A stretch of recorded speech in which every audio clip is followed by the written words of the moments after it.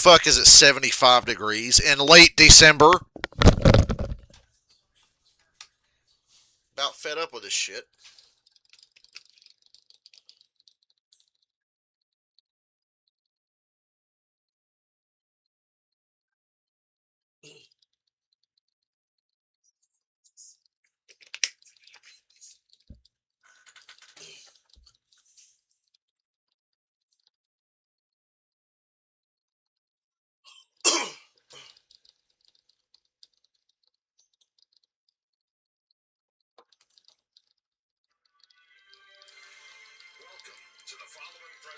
Of the National Football League.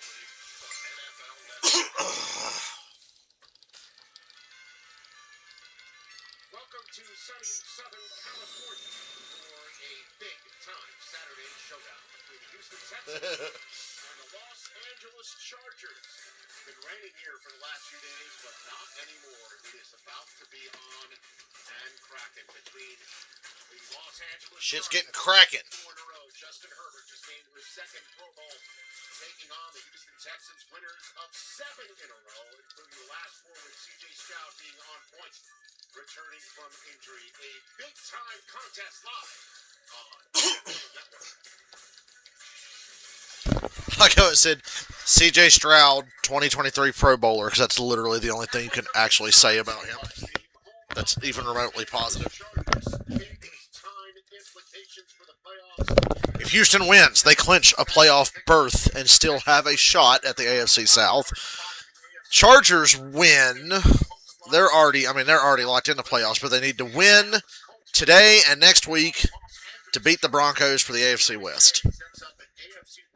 So, major implications going on today.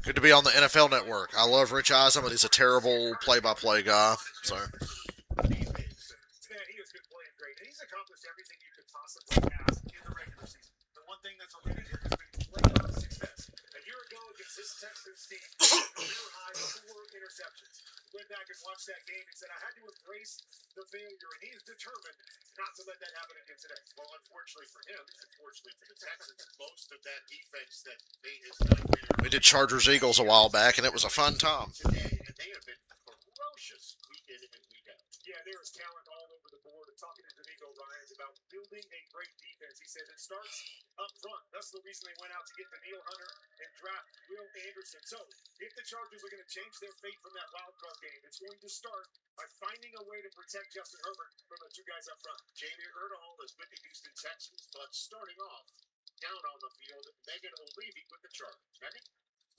It said I removed the stream, but now we're back. Fun fact, I had the order of the games mixed up. I was getting on Peacock ready to watch Ravens-Packers first, and it said 8 to 9. I was like, wait, what? Oh, Texans-Chargers is up first. This is the only one we're streaming today. The Packers are clinched for the playoffs because Detroit lost Thursday, and they're on a third-string quarterback going up against Tyler Huntley and the struggling Ravens. I'm not streaming that game tonight. I will watch. Megan, you're right. The numbers imply that Will Anderson Jr. believes it. This is the best defense he has ever been on. We often hear from players one play at a time, one game at a time. But these Texans acknowledge what the next 6 weeks could look like for them. Their head coach, D'Amico Ryans, is calling today a playoff game. Will Anderson Jr. told us that he realizes in his rookie season how close this team was to moving on closer to a Super Bowl. Is that why I removed the stream? No, I didn't remove anything. I didn't click or remove anything. It must have just been a YouTube thing. But yeah, I had the order of the games in my head mixed up. So I'm glad this game's up first, because I actually care about this game. Sorry.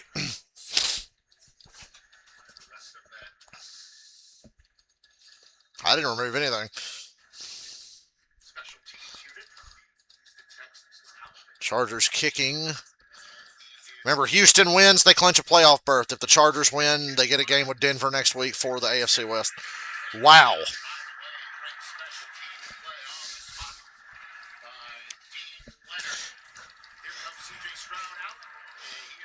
2023 Pro Bowler. That was literally the only positive thing they could say about him in the pregame.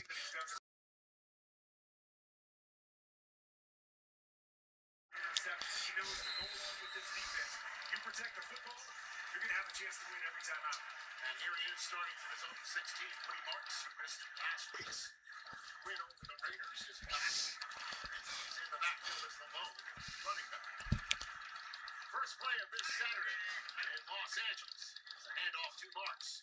Marks bounces to the right side, gain of 4. Rich Eisen is terrible at this, by the way. I like Rich Eisen, but he is not meant to be a guy who calls games.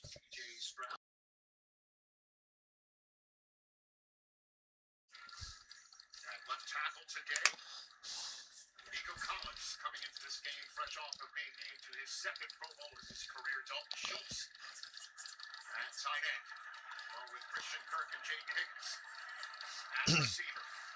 Second and 5.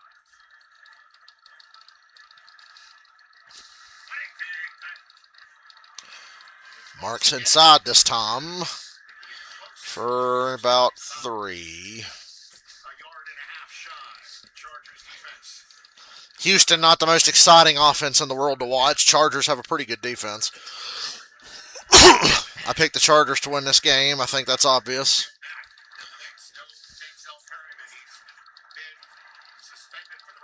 And oh yeah, Denzel Perryman suspended for the final 2 games of the year because he won't stop stepping and kicking people.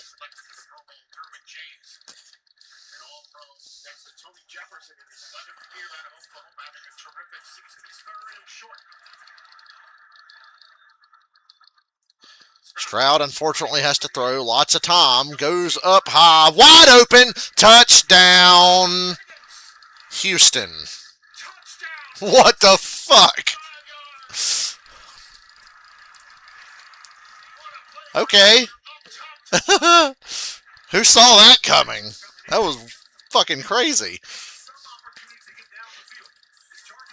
What happens here?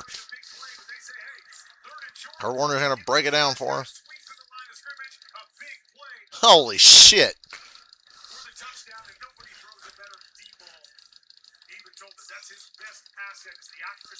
Okay then. It's going to be that today.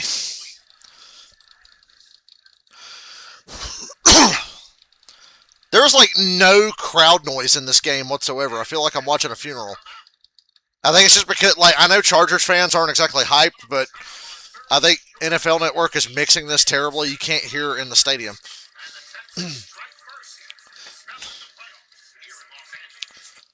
Get that playoff berth, Houston. Part of me really wants the Chargers to win, though, so we can get that Chargers versus Denver game next week.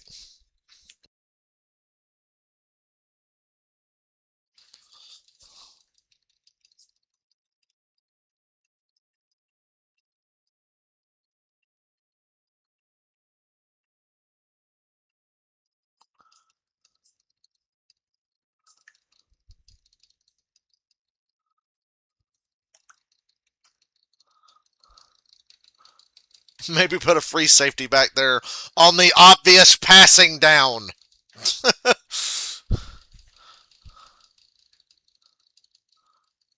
On the obvious passing down. Cover 1, bro. We got this.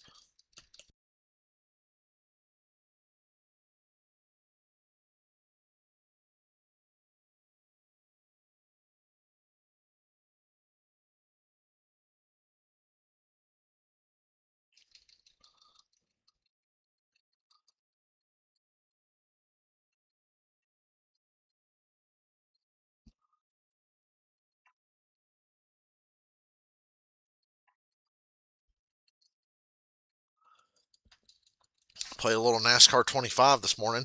I had to go. My dad wanted to buy us like dinner for Christmas, so we went to this place over in Chimney Rock, North Carolina, where the hurricane fucking literally wiped the town off the face of the earth. But they've already like built back the little town area, and the Chimney Rock Smokehouse is reopened. It's an amazing barbecue restaurant. Fucking awesome. I had a plate full of brisket. I could have eaten like 10 pounds of that damn brisket. And even better, some people there paid for our food. And I was like, wait, what? Like my dad was going to pay for, my dad got like $1,000 Christmas bonus. He was going to pay for it all. But the people next, like in the next room over, paid for our shit. And I was like, well, goddamn, if I'd have known that, I'd have ordered 2 plates. Because that brisket was good, and I didn't get nearly enough. 3 plays, 84 yards. That's quite efficient to start this game for Houston.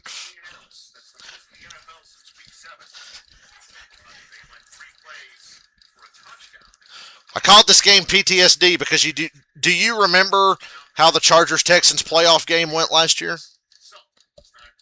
I'm still scarred from that, and I'm not even a Chargers fan. Turn the stadium noise up. What? Another quarterback who had a terrific game against Dallas? You're kidding.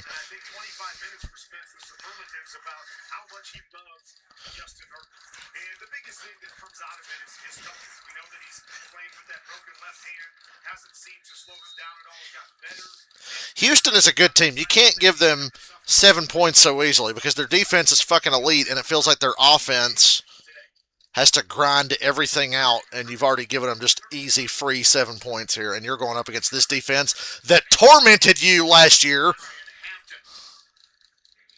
Amari and Hampton got 3 yards.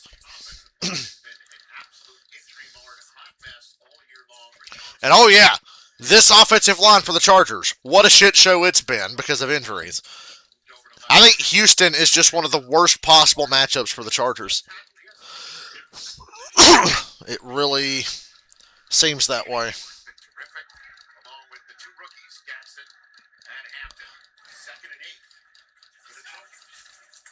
Pumps the screen, runs a draw with Hampton. Another 3 yards. And now Herbert's going to throw over their heads on 3rd down for a long touchdown, right? It's the natural order of things.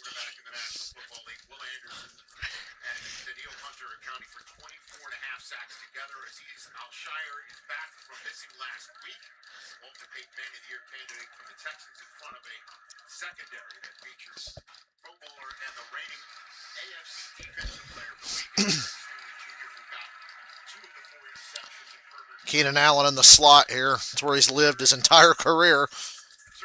Oh, and Herbert didn't even get the chance to get to him. Daniil Hunter sacked him. Oh, I'm starting to get some familiar feelings here. And I picked the Chargers to win foolishly.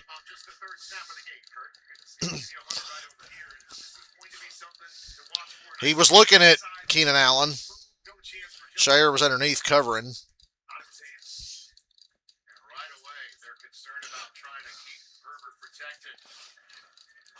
3 and out. Texans defense does its job. Jalen Noel is back to receive this punt. J.K. Scott.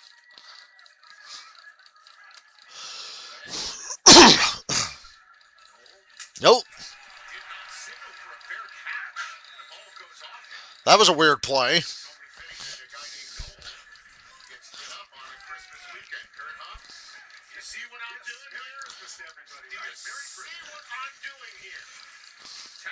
Did not call for a fair catch.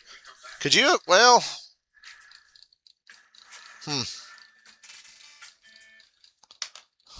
Bro's like, I got it. I got it. I can make a return out of this.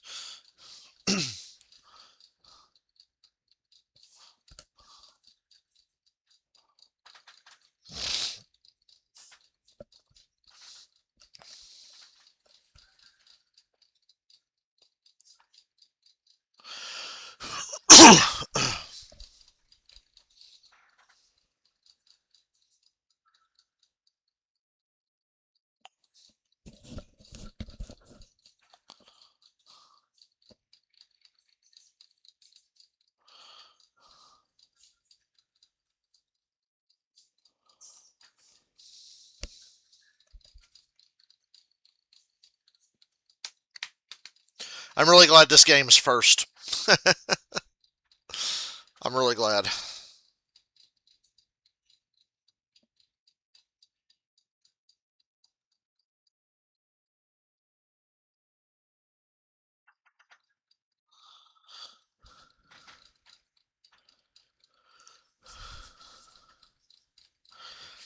Hey, wake up, guys. The duels at Daytona have a new sponsor.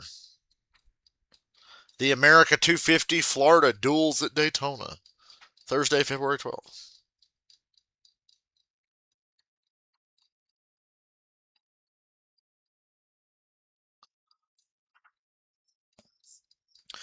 I would have picked the Chargers, but man, this is a bad matchup for them.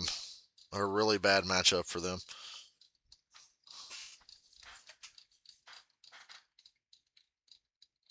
What the fuck am I looking at?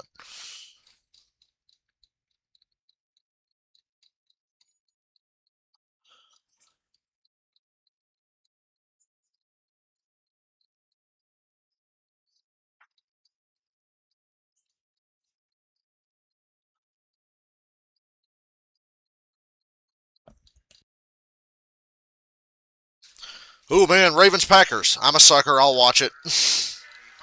Might even stream it. I'm kidding. I don't think I'm going to stream that one. Why? There's no reason to stream it. The Ravens suck and the Packers are clinched for the playoffs. There's no reason. Herbert holding his left hand. You know, he's had the injury all season.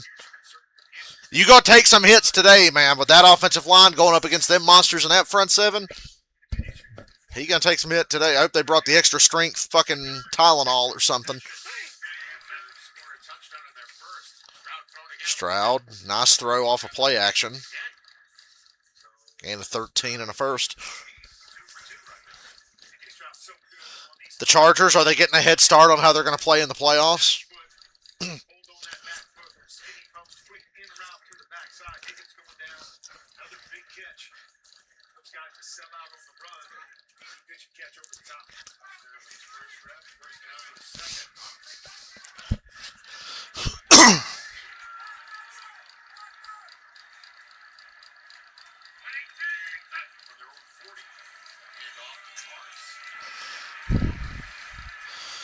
Look at this run.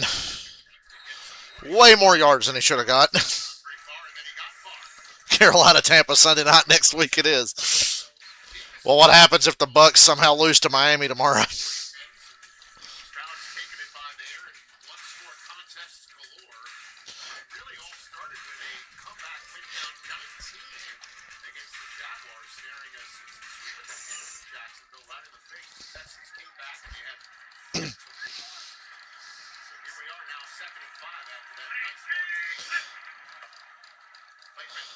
Another play action fake and an easy first down.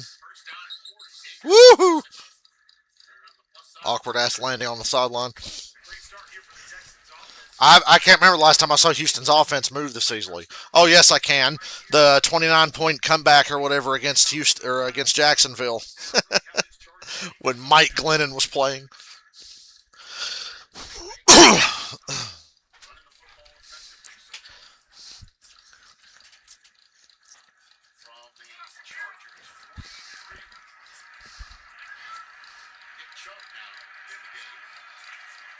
Fake it to Chubb, just living off these play action fakes. And the Chargers are having to take it seriously. Touchdown, Houston! What the fuck is going on?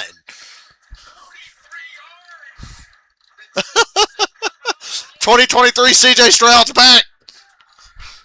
And the Chargers are just like completely fucking lost. They have no clue.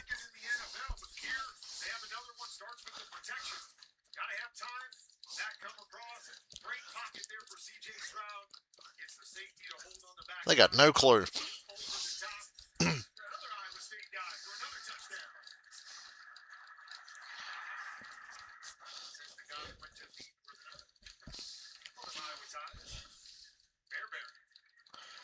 These games keep on like this. You'll get another Arkham Knight on Switch stream today.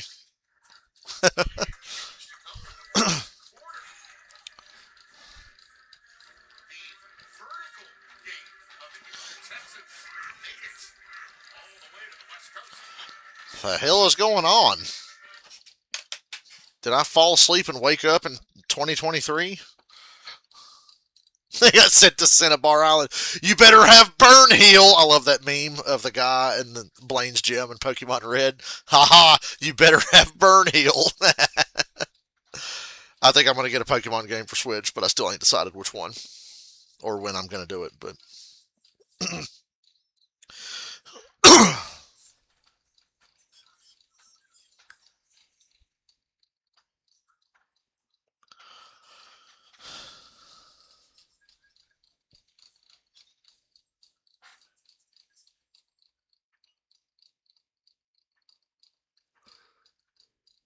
Ugh.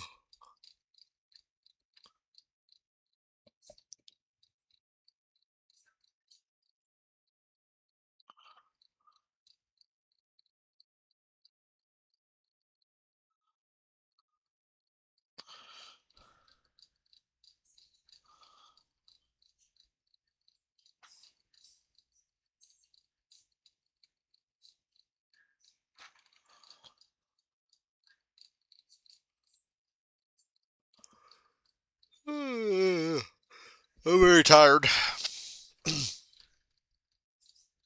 Didn't sleep good. So, Friday the 13th is back, by the way. What they did was there was a hack and then they took it down, but now they've put it back up.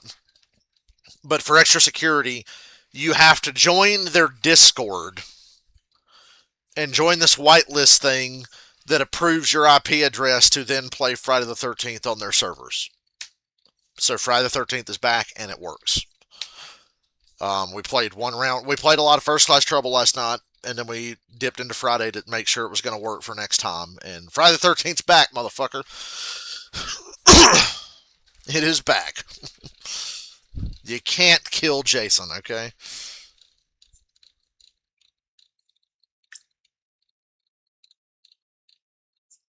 You'll never kill Jason. This game, CJ Stroud's got 142 yards on 4 pass attempts. He's perfect.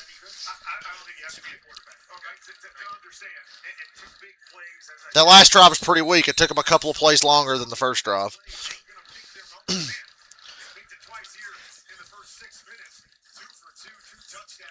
Chargers getting punched in the mouth. We're not even 6 minutes in. Watching a funeral. Could the Broncos be about to clinch the AFC West? Could be.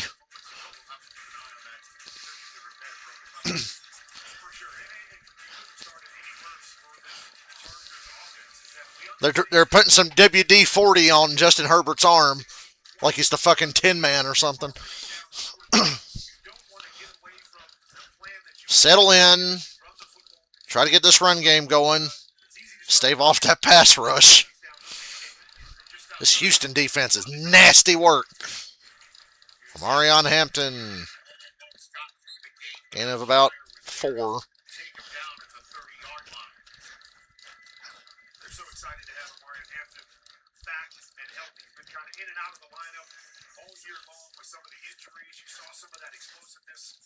A week ago, making some big plays, and they can't wait to get him into some rhythm in this offense because they believe he's going to be a game changer. Where my man Lad McConkey. We got to get him involved. I love white guys playing positions they normally don't play. That's my favorite thing in football. Y'all took everything from us. I'm kidding. Ooh, Marion Hampton. That looked like a promising run, but he got swallowed up. It's a 3rd down.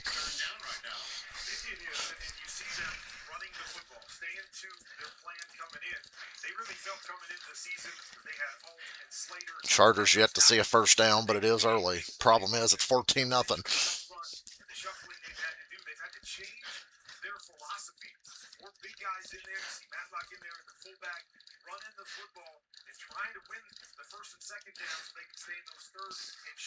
That Chargers-Eagles stream a while back was fun. That's what I'm reminded of watching the Chargers today. They run it. Oh, no, they fooled me, and they fooled Houston. 1st down. That was such a good play-action fake. It had me fooled. Chargers stopped the bleeding with a 1st down. Now go back to the run.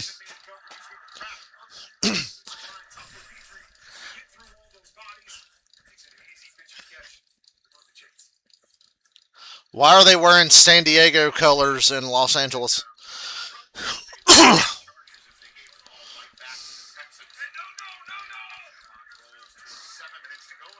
Hurts got exposed. They sure fucking did. And we were here to watch it. Hampton plowing through. Good help from the offensive line. Gain of 6.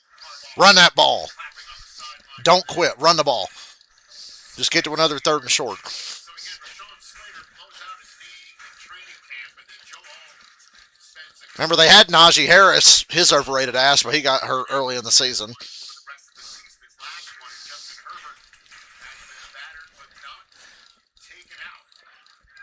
Or John Bertrand sitting home saying that he kind of did. It's the last time the Chargers lost. The Jaguars battered 4 games ago.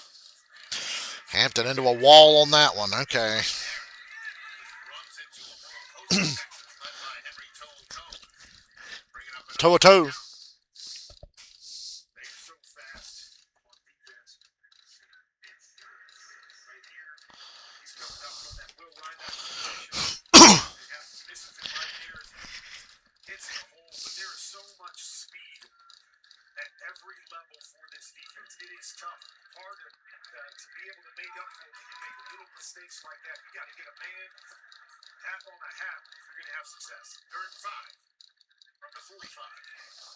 Houston showed a blitz. They back out of it. Oh, sacked again. And there's Will Anderson.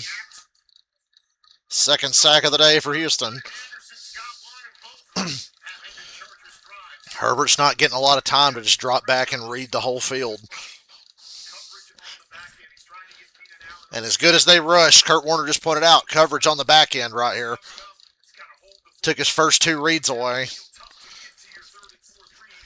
But those guys coming at you. As good as they are up front, their secondary is underrated. Got to get the ball. Derek Stingley's a beast. First to arrive. Another punch. Oh boy. Where he has a touchdown reception. This motherfucker does not like calling fair catches, does he? And we go to break with the Texans. 2 touchdowns and 2 sacks in. That's how you win 7 in a row against it.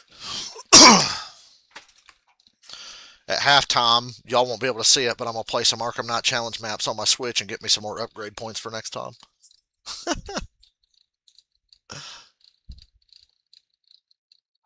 That's what I did on the car ride to and from Lake Lure in Chimney Rock today. So I was like, I'm going to get me some upgrade points for whenever we play that again. This is going to be like Chargers Raiders. Still early, but damn, man. Hold on a second. Yahoo Sports reports that Chiefs offensive coordinator Matt Nagy is among the leading candidates for the Tennessee Titans' vacant head coaching position. What? They're going to talk to Jesse Minter from the Chargers, Chris Shula from the Rams, Jeff Hafley from the Packers, Mike McCarthy, and Matt Nagy. Oh, boy. Nagy surely won't get that job.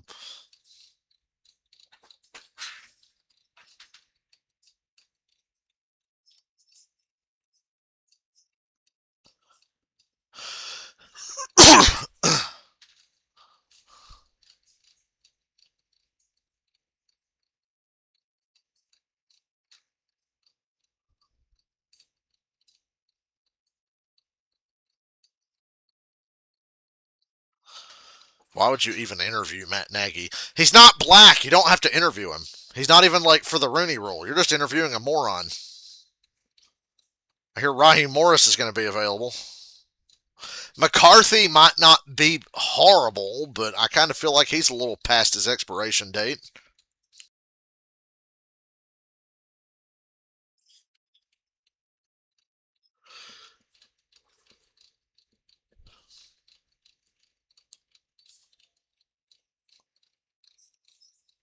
Since the late first half of the wild card weekend, it's been an all Texans washout of the Los Angeles Chargers. Joe Mixon has played down all year, had a heck of a day on the ground, and the defense did the rest.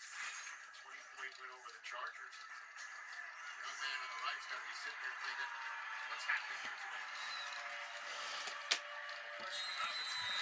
Go back and watch that film from last week. Stop giving up big plays. You can keep this a close game if you just stop giving up big plays. Look at them 2 deep safeties now. Now they're going to run at you. Quick throw underneath. And a 4. Rich, you know we caught up with Nick Daly, the first-year offensive coordinator for the Texans this week. We asked him what comes so easily. I would like Mike McDaniel as an offensive coordinator. I don't think he should be head coach again for a while. But he might be good with Cam Ward. Mike McDaniel got a raw deal. He got stuck with Tua and his fucking noodle arm and his early onset CTE. Like, he caught a bad break. I think the Dolphins did fairly well for what they had at the quarterback position. They definitely overachieved. Won a lot of games in the regular season against bad teams, but they won a lot of games. We can't say they didn't win a lot of games. Uh-oh, third down. Here comes the fucking 74-yard touchdown. Here comes the 74-yard touchdown pass. Everybody get back. He's the first player with 2 passing touchdowns and 40 or more yards in the first quarter of a game since Patrick Mahomes did it in 2020 Tampa. We haven't seen Stroud over this year in 5 years. C.J. Stroud making the right kind of history for once. It's been slow going since the end of the rookie year. A lot of time. Another first down. I'm disappointed it wasn't a 74-yard touchdown, but moves the chains anyway. Kirk's so good in these third down situations, finding space, motioning down the combo coverage from the inside out. Break to the outside past the sticks. Another good throw by C.J. Stroud. They continue to have success through the air early in this one. From just inside their own 32. 16.7 yards a play. That's pretty good. Can they keep that up for the entire game? This play's going to hurt the average, but 2-yard run for Chubb. 3 minutes here in this first quarter. If you're just joining us here on this Saturday of Christmas weekend, doubleheader here in the National Football League. The Texans struck first and then struck again. 2 deep throw touchdowns from Stroud. I like that Houston's not getting greedy. They're taking what they're being given. I can't believe they hit those big plays early. Offensive line is kicking ass too. They had a shot at a big play there, but Higgins and Stroud were not on the same page.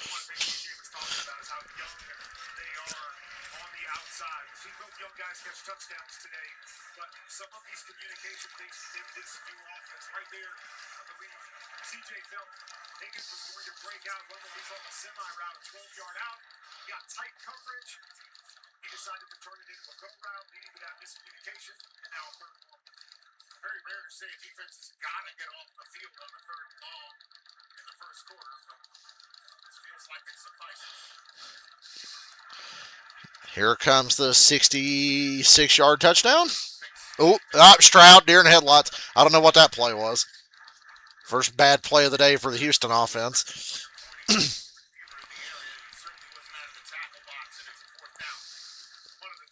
Chargers made a stop. What is this play? Pumps the screen, comes back the other way. It's covered and throw it away. Really just a good play by the Chargers finally on defense.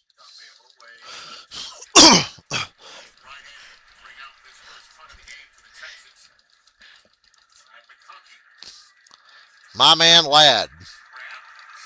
Ladarius McConkey.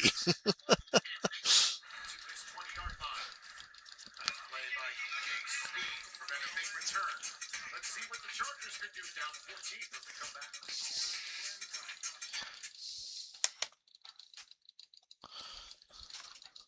We call him Ladarius. He's earned it.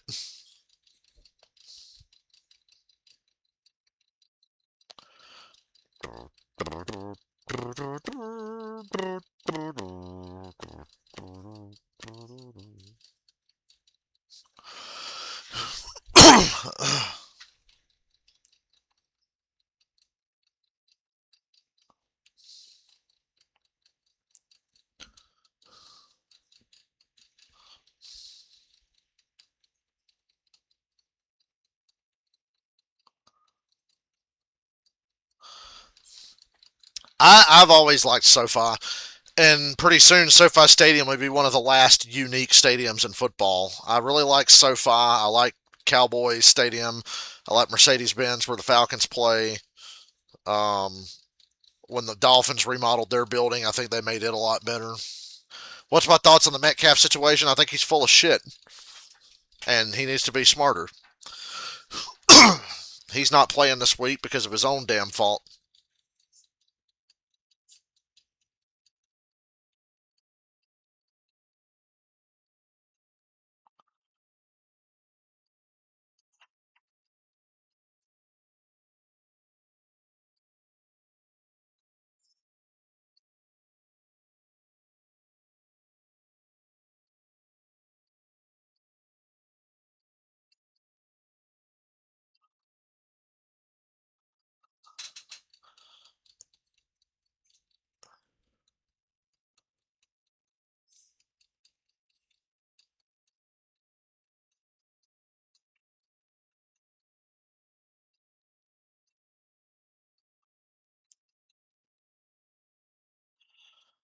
Yeah, he tried to say he called me the N word. I knew the second he said that shit, he was lying.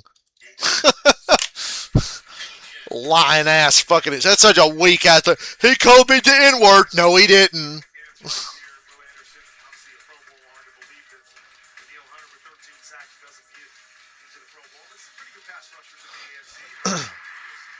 So give me a fucking break. I knew he was full of shit the second that happened.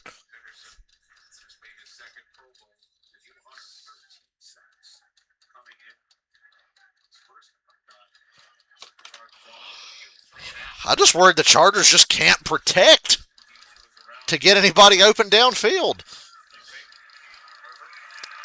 Takes the short throw. Hampton's got some work to do. Gets 6 yards. It's about as good as it's been so far for the Chargers offense.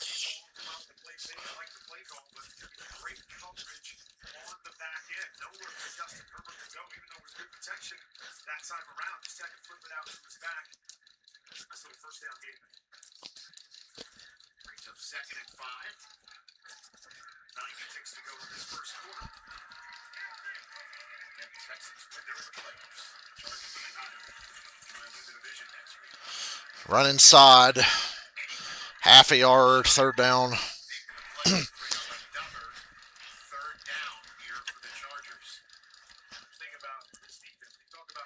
Every first down is going to be earned today. If you can't tell.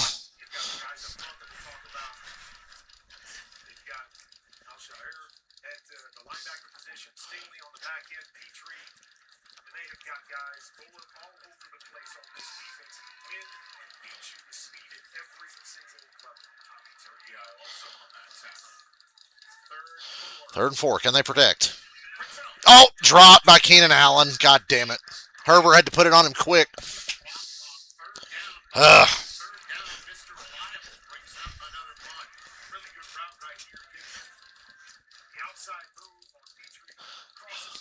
It's frustrating to watch already.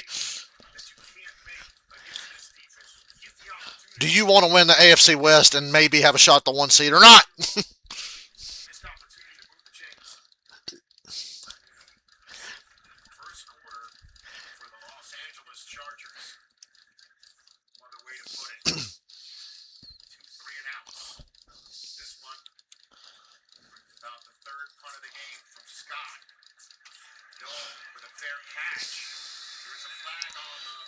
They're going to call catch interference. No, they're calling something else.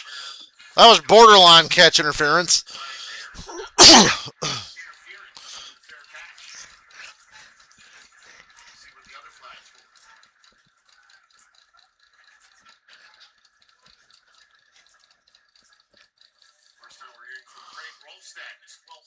What Chargers fans? I actually know a Chargers fan. One of my best friends from school is a Chargers fan. Shout out to Jamal.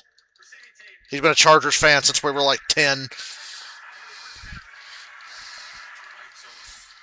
And he's loyal. He's stuck with them all these years. Regardless, it is the Texans ball up 14 with 36 seconds to go. what are we seeing so far here in this first quarter, Kurt?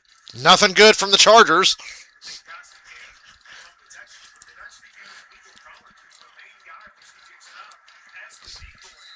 Keep it in the safeties and allow the young receivers to get over the top. SoFi Stadium is such a great building to host a Super Bowl. I know they hosted the Rams-Bengals Super Bowl. It's like a stadium that was made for Super Bowls. Toss. Marks cuts back inside, 3 yards. They could end the quarter if they want. I would end the first quarter. Speed this game along. It's going well. Three Texans are making it another long day so far for Justin Herbert after one and dunning the Chargers last year. Texans I ain't talked to Jamal in a while, but we're friends on Facebook. building a red hot 7 wins in a row. And a win today puts them in the playoffs. 14-0 Houston. We're live on NFL Network on this Christmas weekend Saturday. Back with more in just a moment.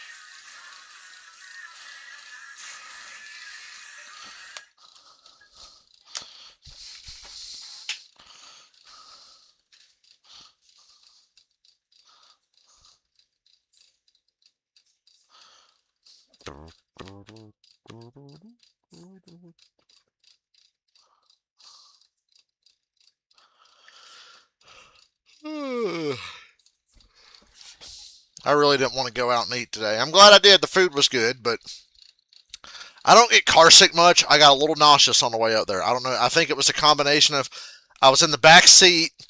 It was really hot, and the roads are very windy going up into Chimney Rock, North Carolina, and Lake Lure. And I was just like, oh, man. And then I realized, oh, I'm playing my Switch too, and I was playing GTA 3 on my Switch. I did like a mission on GTA 3. It was like, I gotta put this down. Oh, and then it like eased up and I was fine. It was way hotter here today than it should have been. You thought this game would go the other way around? I don't know. I thought it would stay really low scoring. I didn't see either team jumping out to a 14-0 lead. That's about the only thing that surprised me in this game. I didn't think either team would jump out to 14-0.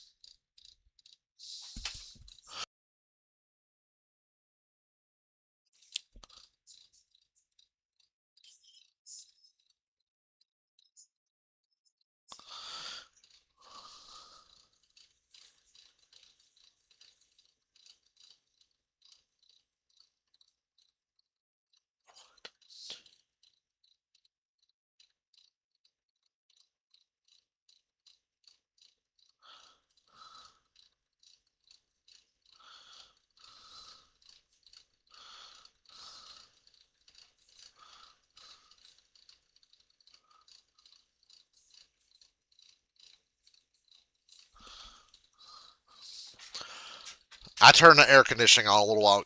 We got home from going out to eat, and the thermostat in the house at 75. I turned the fucking AC on. Can't deal with that shit. A lot of watching and wincing for the Chargers in that first quarter. Second quarter, 14-0 Houston. Wincing after his first. Texans receivers looked past Chargers defenders for 2 long first quarter strikes. A 75-yard touchdown grab by Higgins and a 43-yard touchdown grab by Noel. And it's a 2nd and 7 for the Texans. I forgot that this game was on NFL Network. I had to look. Stroud under pressure for the first time today. Batted at the line of scrimmage. 3rd down. Now their offense is starting to sputter out without those big plays. They won that, got a big hit on it. And they talk about this a lot. They've got 7 interceptions this year on 10 balls. And you often think about it on the back end. Doing.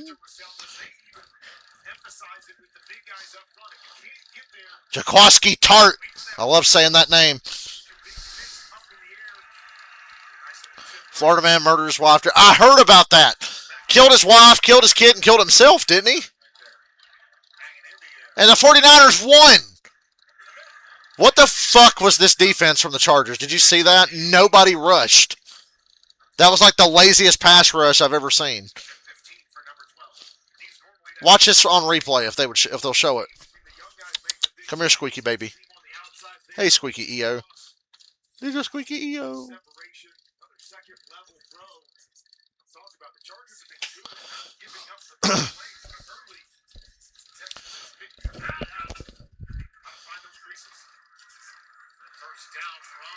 Damn. Damn. 8 of 8. The Texans are doing everything that the Chargers haven't. 8-yard run there. Chargers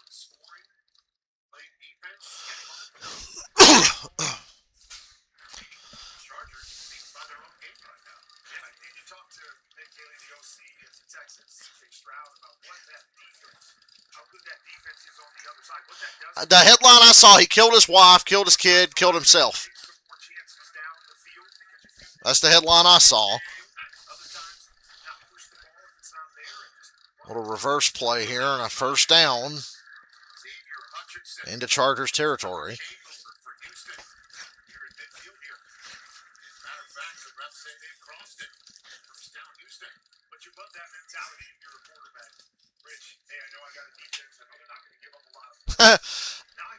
It just showed like the important games remaining this week, and I'm like, those are all the games I'm streaming. Panthers, Seahawks, Bills, Eagles, 49ers, and the Bears.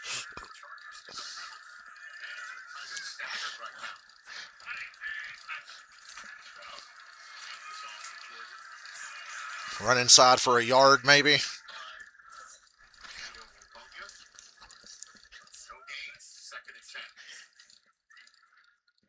Chargers team coming in, all the talk was about the Texans defense, but we're top 3 defense in the National Football League, and to get their respect in big national televised broadcast is, but hasn't worked out that way early, giving up those big plays. Yeah, why'd you look at me like that?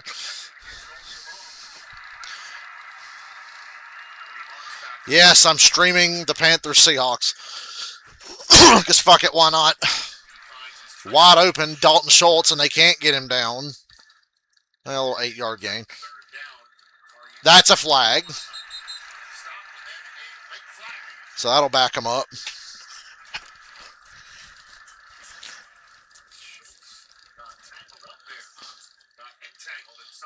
I know the guy flopped, but he did push him.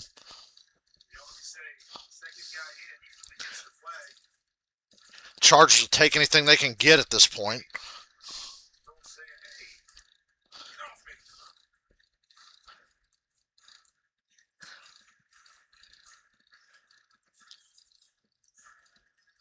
So here's Rolstead saying, move it back. After the personal foul, unnecessary roughness, offense number 86. Crowd like that. It's the first thing they had to cheer about all day.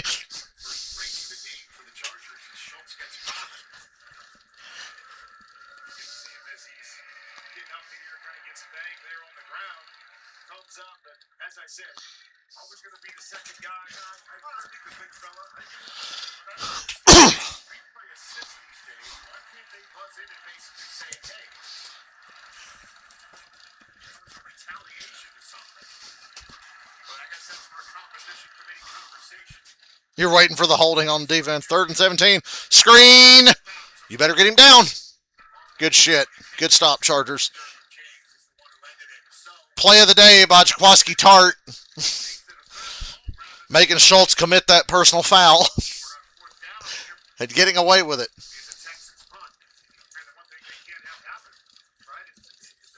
Cannot go down 3 scores.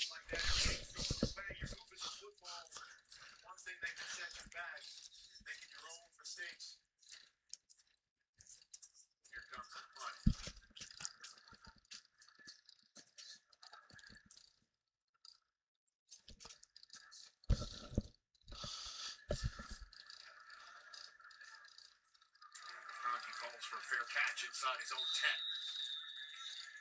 We go to break. The Chargers get some yards, let alone points. Meow. We'll see when we come back. Meow. EO, how'd you get that little belly? You getting tubby. You turn into a little tubby cat, like everybody else in this house except Ozzy. He's still lean and mean.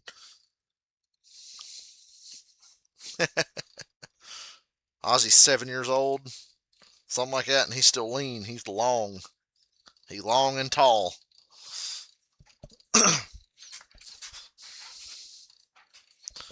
I wouldn't be surprised by a safety. Or a strip sack or a turnover of some sort.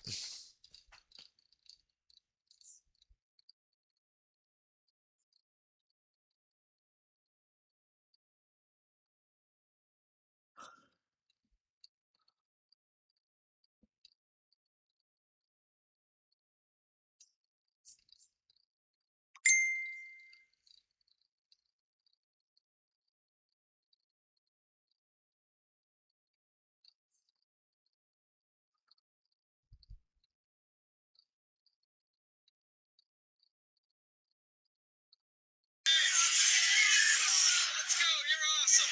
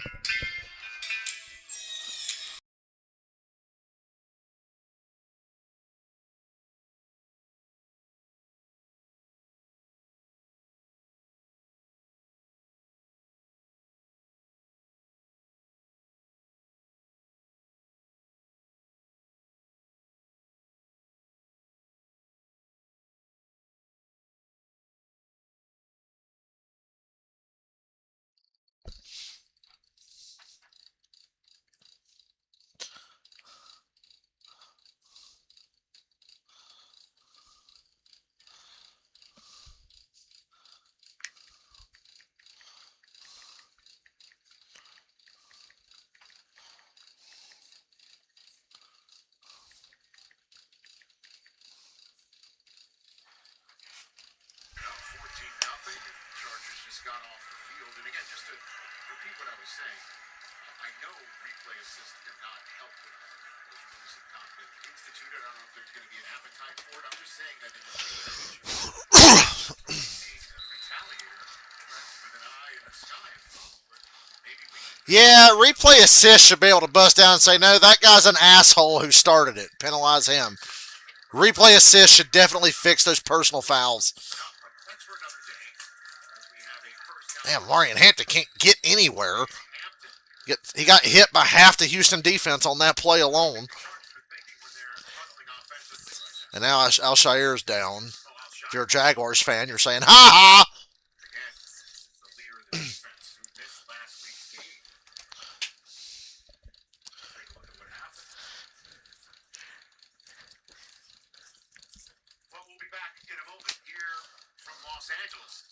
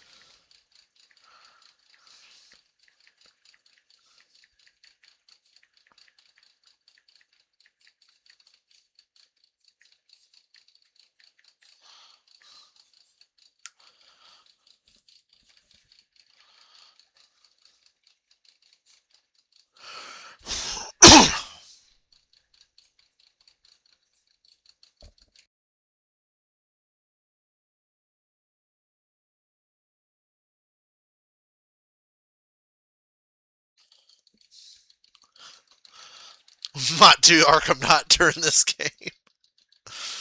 I do want to watch Packers Ravens. As dumb as that sounds.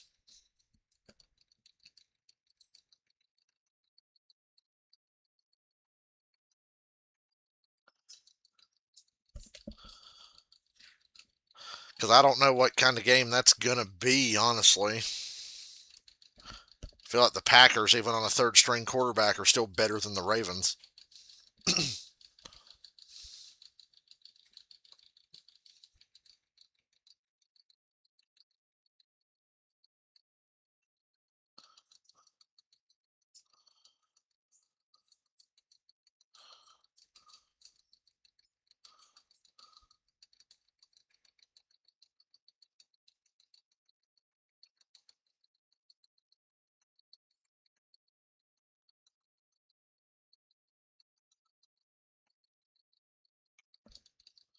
himself. It's his right shoulder, Kurt. Like EJ Speed came in as he was trying to make the tackle. You can see it right here at the end. EJ Speed 45 coming in here. Bang. Carolina's wearing the silver helmet, black jersey, silver pants, black socks deal. Is that what they're wearing? With that right. Emotional leader for this football team. Everybody feeds off of him. Come on, Chargers. I love watching Justin Herbert play.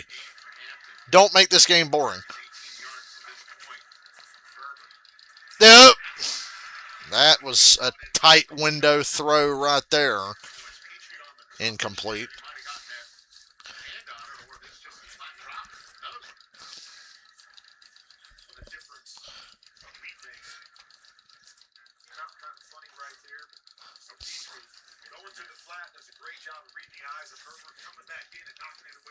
Second, but as I was saying, what a difference the defense last week against the Cowboys. This Chargers offense was rolling, came out, bang, bang, bang, 3 touchdown drives in the first half.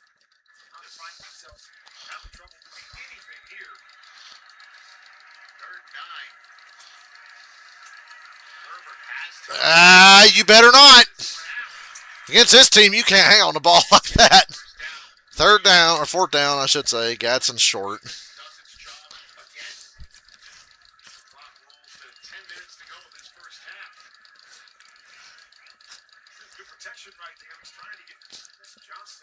Now on top of being down 14-0, the field position's fucked.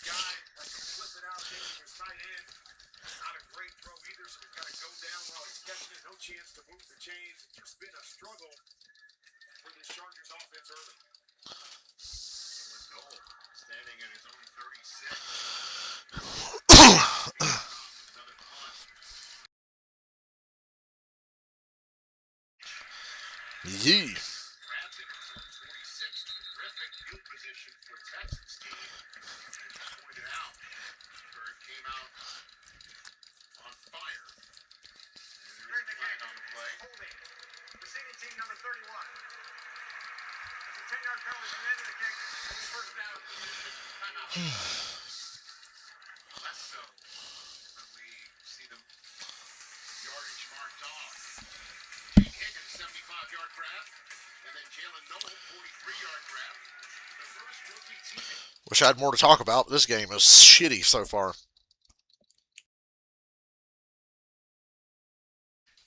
These are the kind of games we hate streaming. Oh, are we not going to commercial? Thank God. Thought we were getting our 85th commercial in the last 7 minutes. They cut us a break. Blow them out or fuck off. Ooh, Buffalo's wearing the red jerseys and the white pants. I like that. They didn't go full Kool-Aid, man. They're putting the white pants on with it. We talk about this Texans team. We know a lot about their defense, but it's the young offense. Everybody waits to see if this young offense can kind of get its stride these last couple weeks because everybody knows they've got a championship type of defense. C.J. Stroud, one of the elder statesmen, to talk about a couple of the young receivers, the young rookie running back. So they love their future. Their future is bright. They're just hoping these guys can speed it up a little bit. They can get this win and next week to get into the playoffs. 2nd and 5. Stroud play faking. All kinds of time. Yeah. Out of bounds. 3rd down. Third stop. That's going to held it just another tick. Nico Collins is coming across the field on a big in route. Just felt, again, impatient at that point. And this is what I'm talking about when you say you've got a great defense on the other side. Maybe in another situation, he tries to hold that another tick, wait to see if Nico gets open, maybe leads to a sack there, a mistake on the back end. Right now, it's like, hey, we got a 14-point lead, we've got a great defense. It's all right. Out of bounds. Well, here's the other day. 3rd and 5. Got to take the ball away. And they do. It's picked. Derwin James. At least gives the Chargers a shot at a field goal.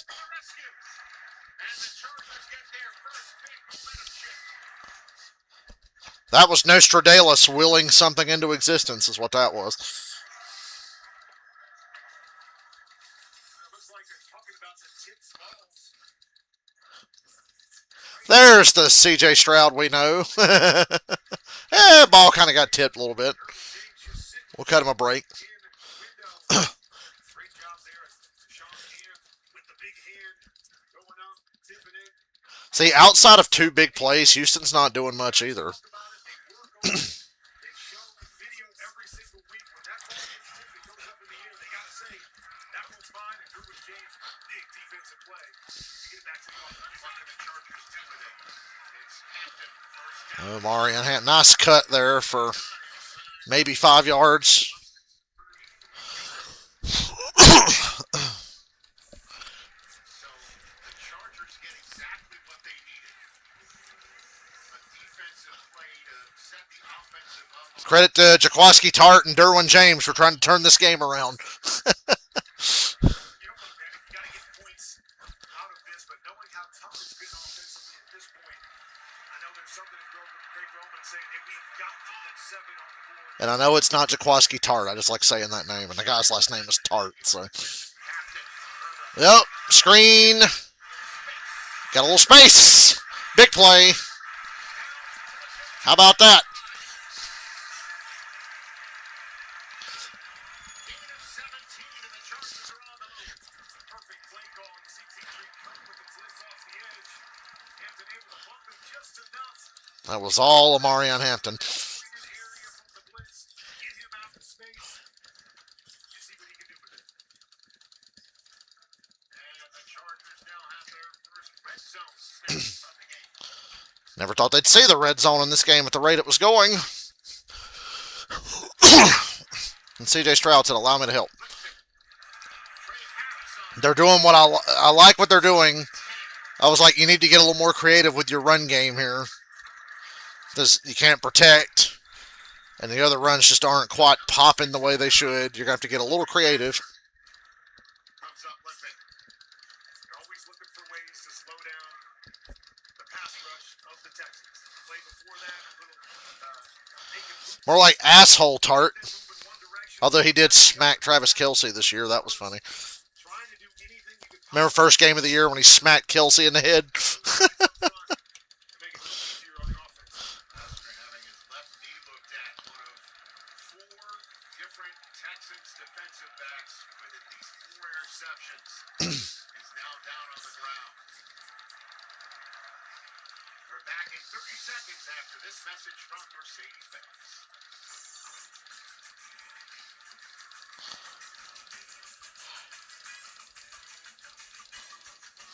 Mr. Claus, you got this.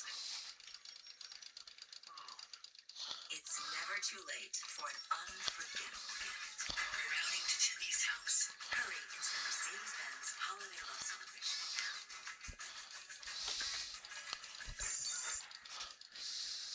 Many Texans are taking a knee as defensive coordinator Matt Burke looks on and sees one of his we could say that about pretty much anybody who plays defense for Houston, right? Is now down. He's in on the tackle. Looking at his knee that gets smacked right there, as you can see. Damn, the helmet condom didn't protect his legs. That sucks. He's walking, and nobody's helping him walk. So that's good news.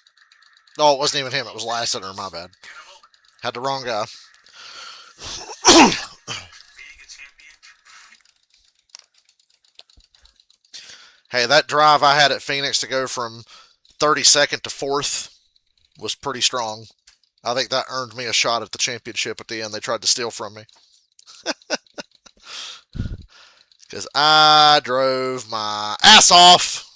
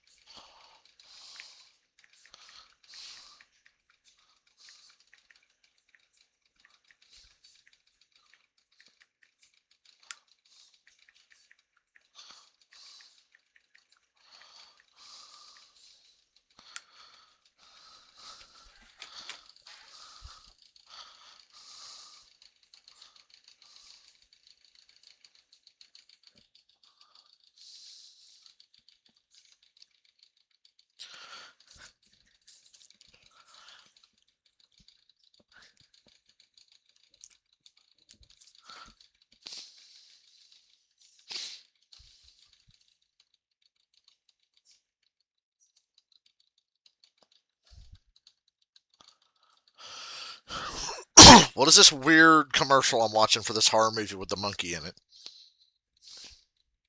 Primate. Why does that look like a movie I'd go see? The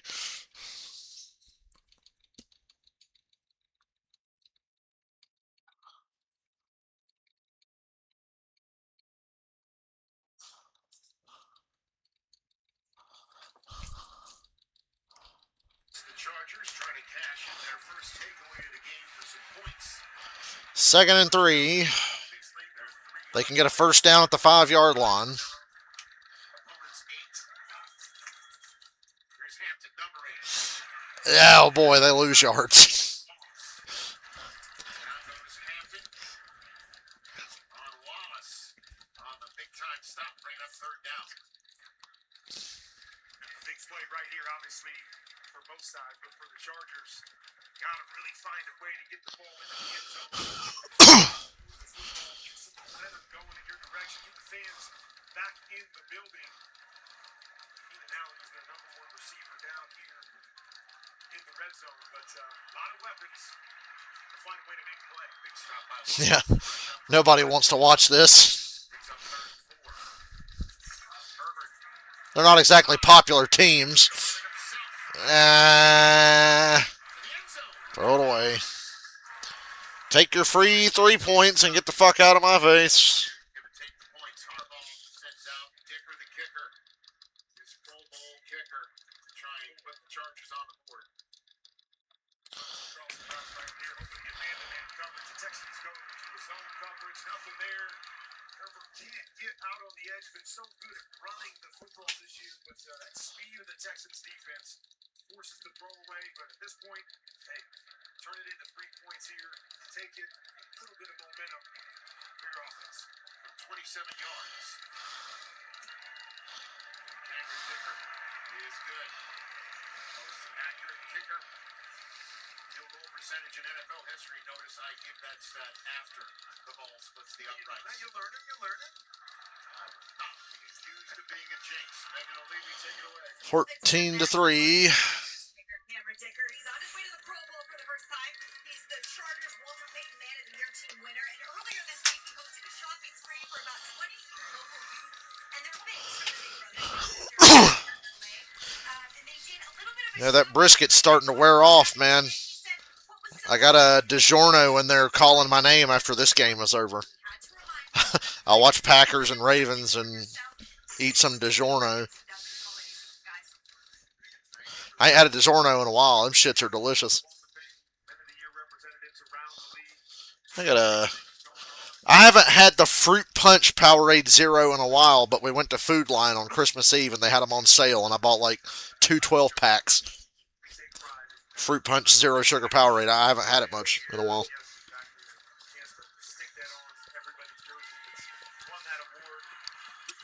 Tastes like Kool-Aid. I really need to just only drink water, though. But I can't bring myself to do it.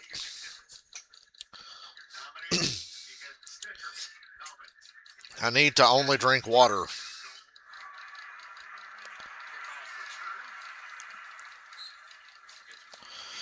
You know, aside from the times I go out to eat and I don't want to pay for my own drink, so I get water. Crazy!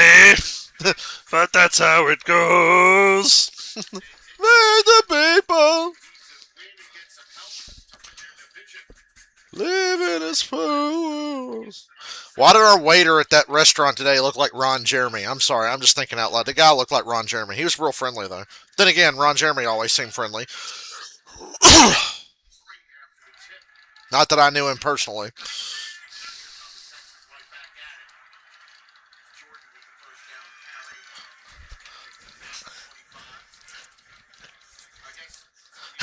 CJ Stroud's 3 for 8 since those first 2 possessions. I knew it was a fluke. They hit a couple of big plays and ain't done a goddamn thing since. The Chargers are the ones who have something to fucking prove here. They're the ones that got to prove to me that they can do it. Houston can win in the playoffs. We've seen them do it. 2 years in a row. Nice run by Ooh, what a run there. Gun straight up the middle. And moves the chains. The 37-yard line. Really nice double team block.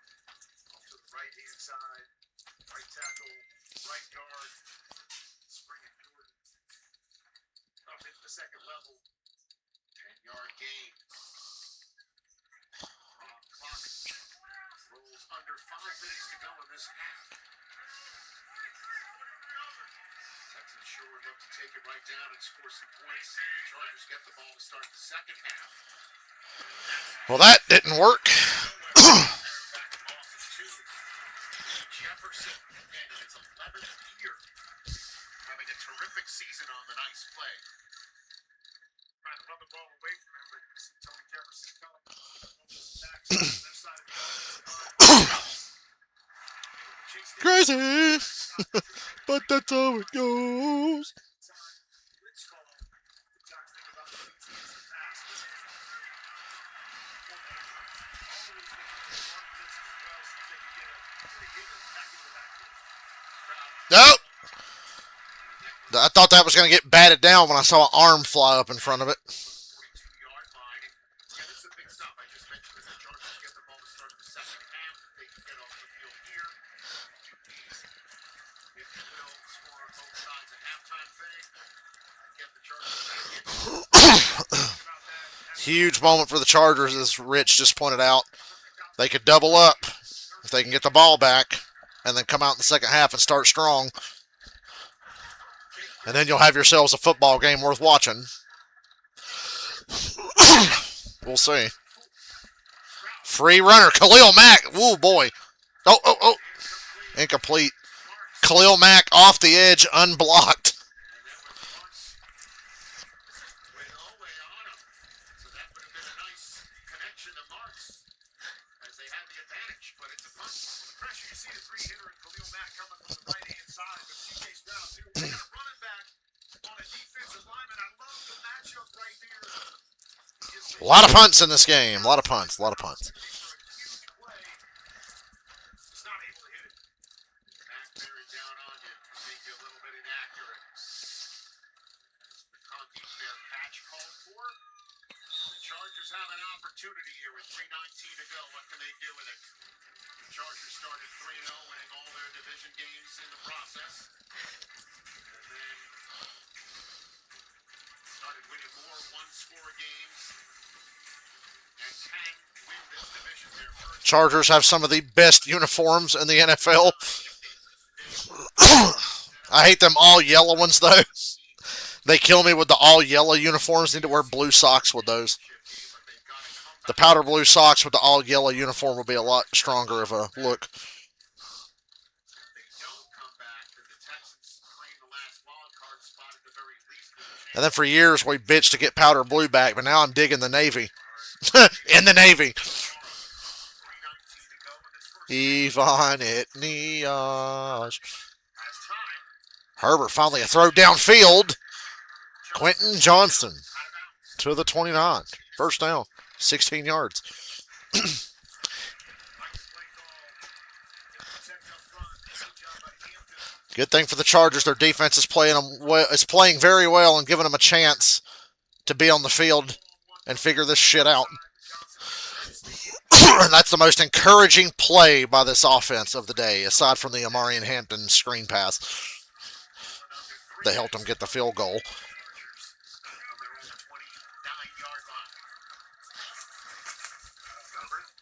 That was stupid. Not a bad idea, but it really doesn't work when there's 3 Texans defenders already standing where you're throwing the ball. I'm old enough to remember the 2006 San Diego Chargers with those Navy uniforms.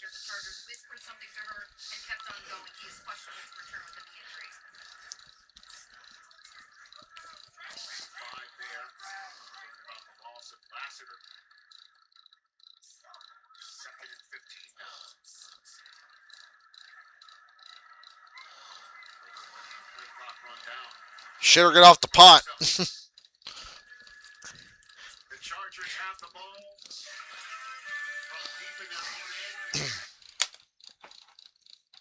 Gotta say, NFL Network's choice of music going to break is nowhere near as good as Fox and NBC, but that's just personal taste.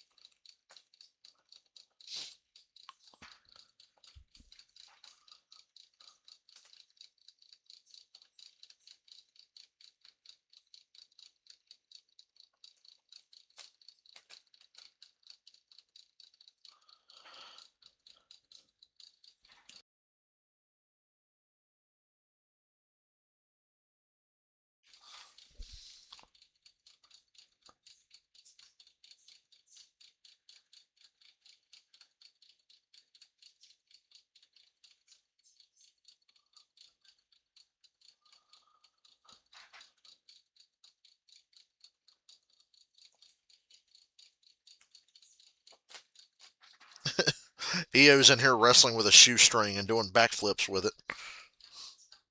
That's your little shoestring. I got you to play with that when you wouldn't interact with anybody.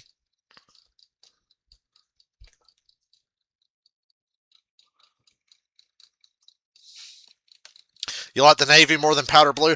I like the powder blue when they don't go overload with it. Like when they did the powder blue bodysuit. I'm just like, that's a bit much. I like powder blue pants and white jersey. That's kind of cool. I like powder blue jersey with yellow pants, powder blue jersey with white pants and blue socks. That's cool. And Herbert gonna run. Out!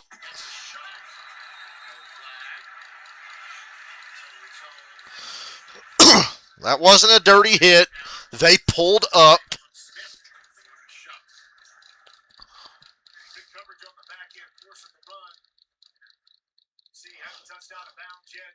Was not dirty. Not like he drove through him.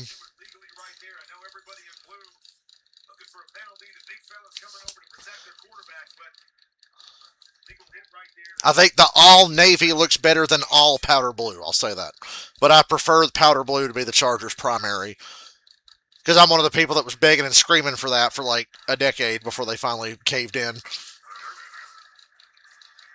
Herbert gonna launch one down the side. Wide open. Down to the 13. Hell yeah. That's what I'm talking about. Justin Herbert. Fun to watch. One of the best arms I've ever seen. He and Caleb Williams are just next level fucking throwers of the football with the power they have combined with the athleticism. They're not statues in the pocket. Better tread carefully down here. Oh, and there it is. Intercepted at the 1 yard line. I said tread carefully. You can't press things against a defense like this. You've got to take what they give you a little bit. And they're really good in the red zone. Backbreaker right there. But Houston's pinned at their own 1, so I mean, still sucks. Oh, Gatson, come on now.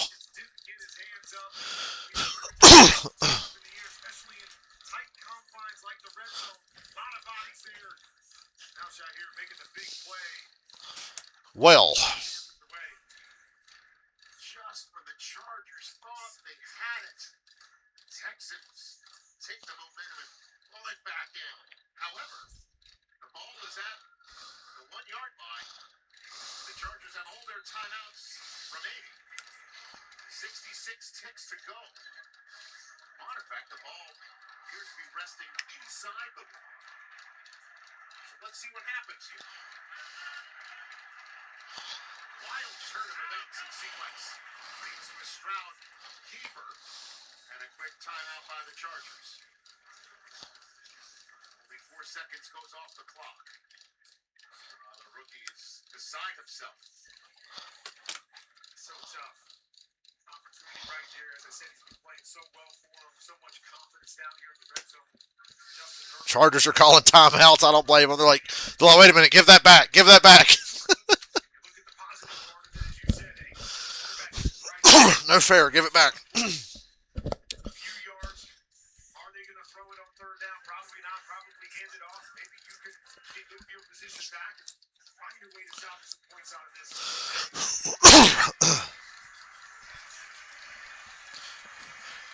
Herbert at only 48 yards passing before that 60-yard connection. Now here come the Texans. 2nd and 8. Texans 97-yard touchdown incoming. Hands it off. Texans playing it really safe, but they're going to get rewarded for it. All right, now you call timeout. Call timeout, Houston. Call timeout. Call timeout. Call timeout. Call timeout. There you go. Gain of 19. There's the Texans down right at the line of scrimmage. Really good read there to hop back to the left-hand side, find the opening. There's a little bit of room, and you wonder if the Texans trying to go for some points. Guard Ed Ingram. Slow to get up. But that was a massive 19. Monstrous. As the Texans are now taking a knee. On the 4th-year player out of LSU. EO. This injury seems pretty serious. Get rolled up on. See him right there. Middle of your screen. Rolled up. Ouch. The guy's pushing him. Ouch. That, You never know. At least he didn't go back over the pile with his legs underneath him, but clearly needing a moment to be checked on here. 52 seconds to go in the half. He's now up. We're back in 30 seconds after this message from Geico. You know, I've always found it strange. People really want to save money, but are so willing to toss their hard-earned coin into a 3-foot pool of disappointment. I want to be rich. You don't need to throw your money away. All you need is your phone. Oh. No. Go to Geico, get a quote, and you can save $900 with your phone. Look at that. It's raining. What? What are you doing, mate? I'm going in. It feels good to save some coin. It feels good to Geico. The injury to Ingram did stop the clock as we're back to the focusing on the field. dude, if I played football, I'd have to be a punter or a kicker or a long snapper or something. A long snapper, if they jump on me, they get a penalty. Gives them a fresh set of downs. The Chargers down to 2 timeouts to go.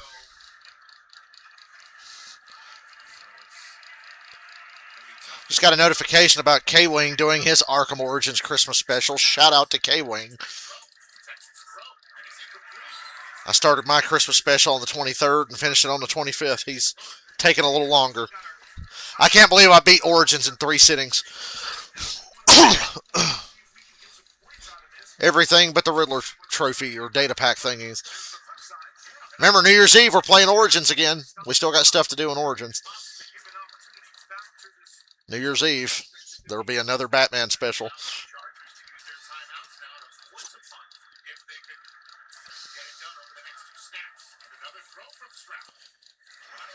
Oh, intercepted. CJ Stroud sucks. I'm done pretending that he's good. I am so done pretending that he's any good. He sucks. He ain't it. Goddamn, I can't believe Bryce Young's better than him now. They swapped. Bryce Young's better than C.J. Stroud. Bryce Young is starting to understand the game at a really high level. C.J. Stroud has just simply not progressed.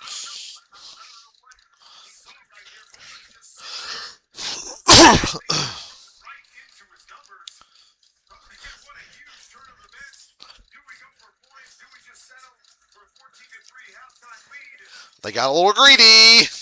That big run that got them off the goal line had their eyes bulging. Now the Chargers have 2 timeouts and a short field. Already in field goal range, which would make it a one-score game again. But I would urge you not to press against this defense. You already learned. First down, Quentin Johnson again. He's getting hot.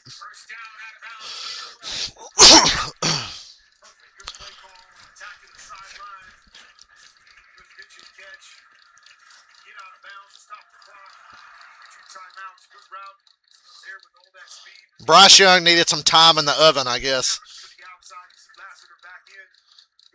He had to cook. He had to marinate for a little while. And have a great play caller like David Canales.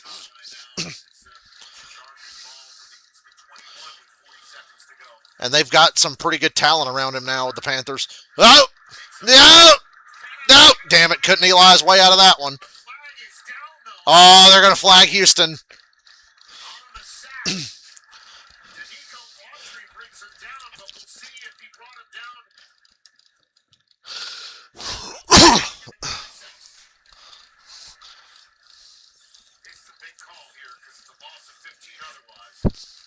Brother, this first half is taking forever.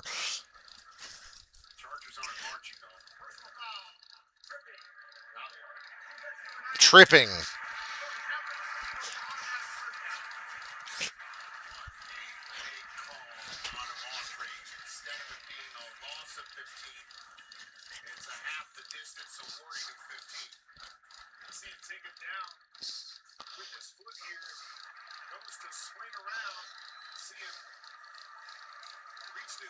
Yep. He kicked him right there.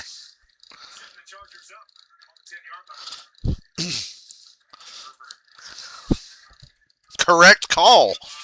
Cannot argue that. Just short of the 10-yard line. They can get a first down inside the 1. They've got timeouts. Here comes Daniel Hunter. Oh, he fumbled the ball. Herbert recovers. Call timeout. Call timeout. 1 step forward and 2 steps back. Yeah, what the hell else is going to happen inside the 2-minute warning of this first half?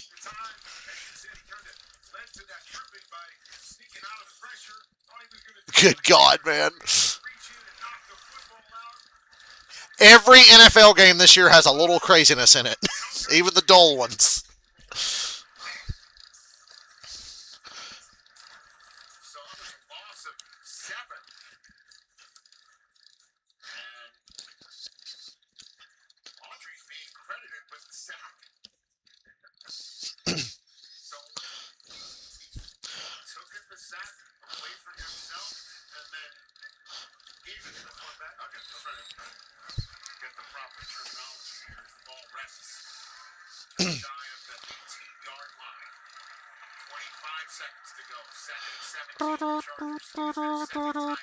I played GTA 3 for like 10 minutes today, and I have Push It to the Limit stuck in my head.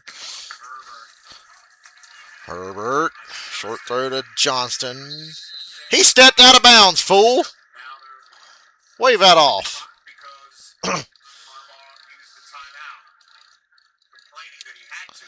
He shouldn't have had to use the timeout. Quentin Johnston's foot stepped out of bounds before he started going back. Administrative error there.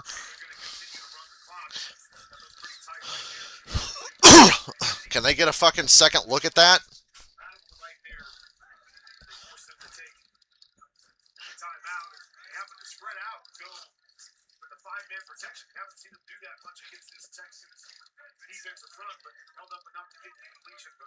Situation that they third and really long Obviously, with everything we've seen happen in the last 2 minutes, you gotta be smart with the football to make sure you get 3. But I know as a quarterback right here, man, you would love to have 7 going into the second half. 3rd and 14. Where you been, doodle bit? Just inside the 1. 3rd and 14. I mean, I don't know what you expect to do here. Herbert Look deep. If it's not there, just throw it away. flips that one out. Waste of a fucking play. Just kick the field goal, make it a one-score game. Get a little something out of it. 2 of them off of an interception. One led to just 3 points. Another one now leading to an It's gonna be one of those days they're just gonna have to grind and grind and grind. If the Chargers win this game, they'll have grinded it out. They'll have earned it for sure. CJ Stroud's trying to help them out. And you get the ball to start the second half. And the kick is no good. Never mind. Never fucking mind. Playoff Chargers are here 2 weeks early, baby. Playoff Chargers got a 2-week head start. Field goal percentage might have just missed because I mentioned that stat after his made field goal the last time.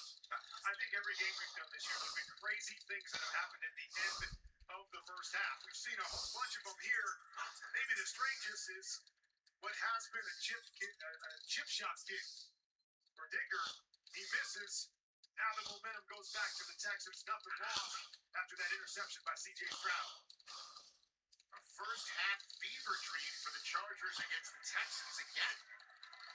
They do get the ball first after halftime, but moves are raining down here in Los Angeles as the Texans head off to the locker room up 14-3. That's the end of the first half. In a moment, I'll get to your halftime show, but take it away, Jamie. Coach, the Chargers had 3 trips to the red zone. Playoff Chargers are here 2 weeks early. Missed field goals, turnovers, giving up big play. That sounds like playoff Chargers football to me.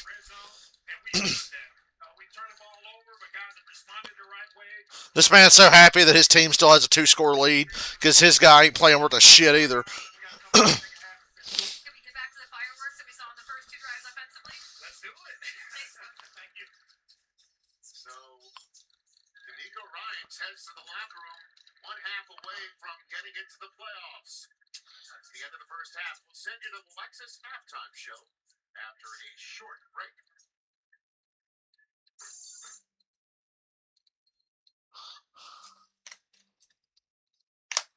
Are the Chargers frauds? I don't know. Or is it just Houston?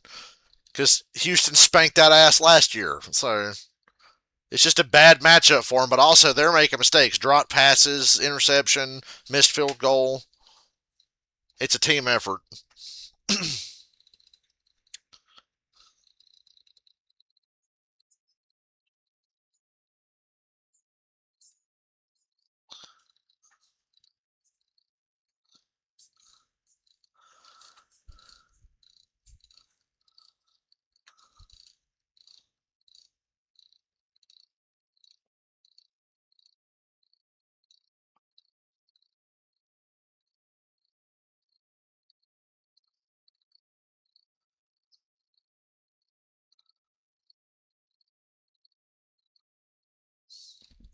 I am placing the Chargers on fraud watch, however.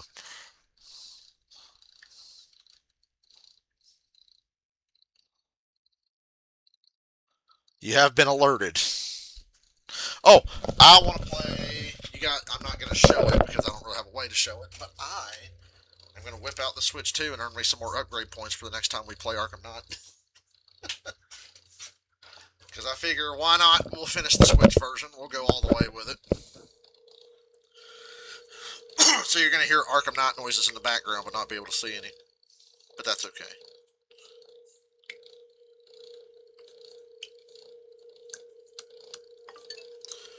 Okay. Red Dead downloaded. That's good. And I want to play Arkham Knight handheld and get good at it, because that's like a whole different way to play.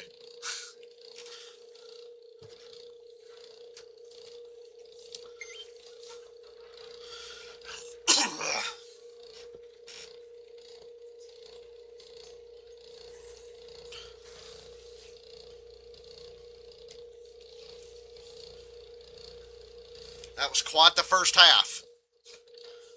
Am I still wearing the Flashpoint suit? No, I put him in the other Thomas Wayne Batman. I put him in Earth 2 Dark Knight for now.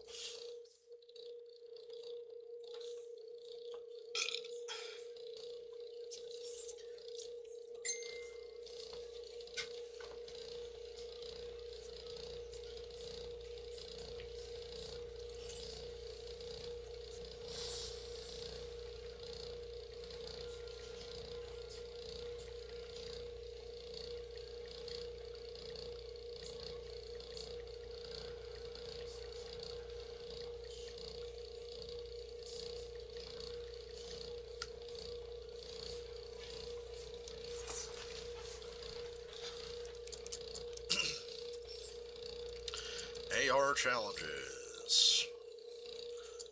Done a couple of combat ones already. Done a lot of the Batmobile races and some combat challenge maps to get some upgrade points built up. So don't mind me, I'll just be here doing that for a minute.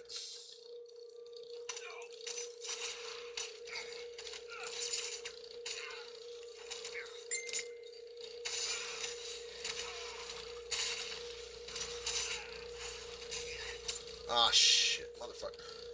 I didn't know that enemy was going to knock that other one down. If we're doing this, we're doing it right. Piece of shit.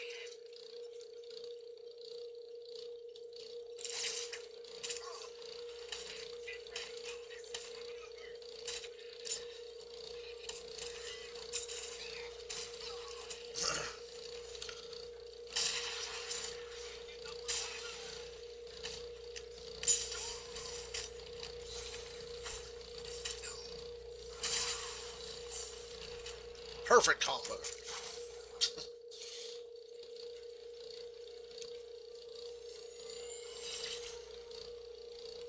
Just the brightness, because I couldn't see shit in this game on the car ride to fucking Chimney Rock.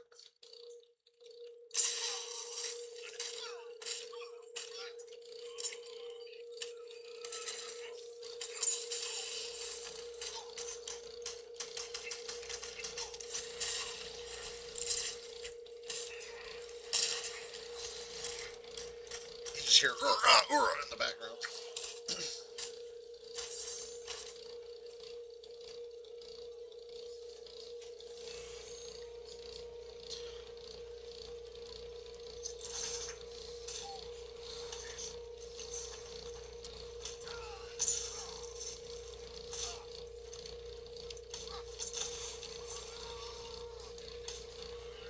Hide behind that shield now, fuckface.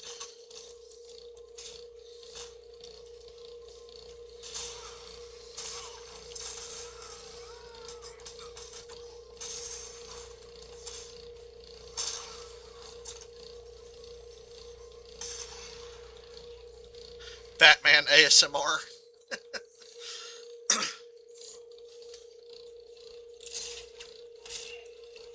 Ah, too quick.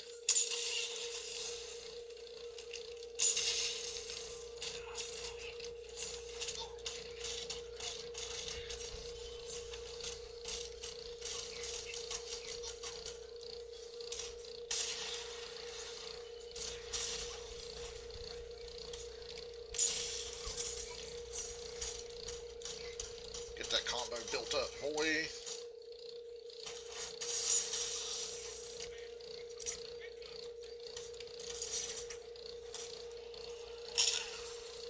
Nice.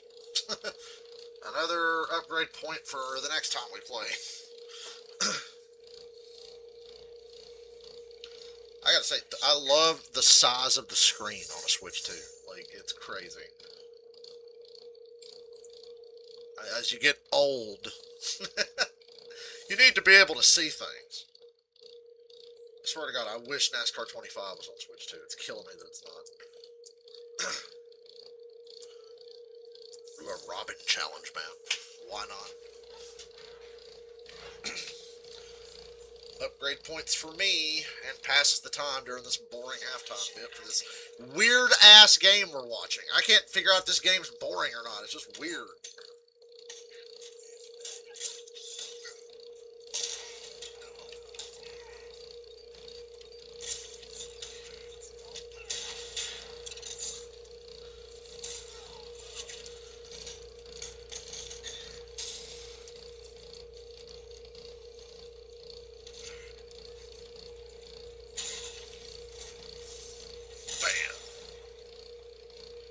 no way Pittsburgh's going to lose against Cleveland.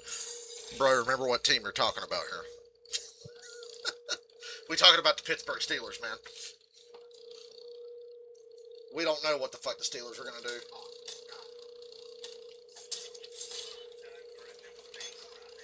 Ooh.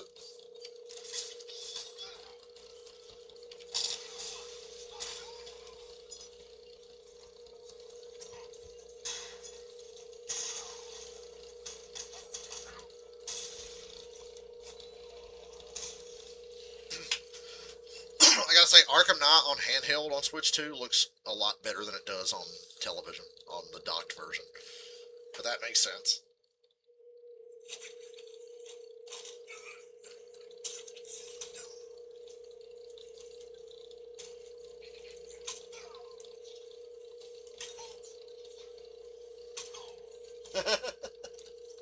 You should see how I'm doing this combo right now.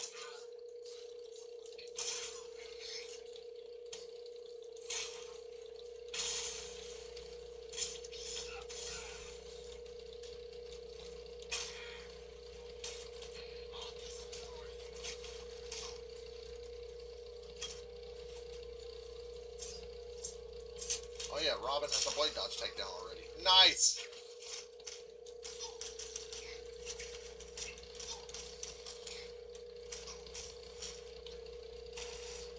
I gotta say, on the Switch, it's really hard when I'm trying to do a beatdown on someone and I want to get the camera to see if anybody's sneaking up behind me off screen.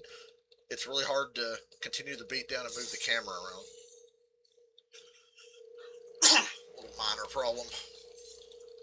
I'll adjust to it because I'm good like that. You saw me last night, motherfucker.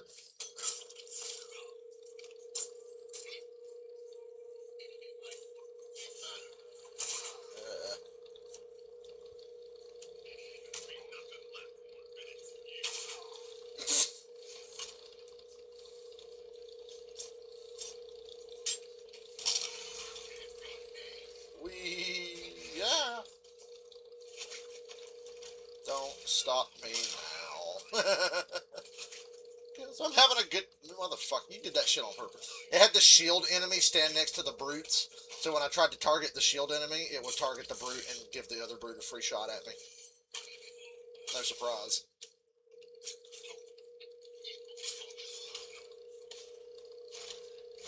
No surprise there. All that matters is to get my 3 stars so I can get my... what you call it? My upgrade point. But I mean, that's just cheating. There's only, like, stun stick, shields, and brutes left, and I go to do the little aerial attack on the shield, and it makes me do it on the big guy, and then the other brute punches me while I'm doing it. That's so rigged. But typical. Not the least bit surprising.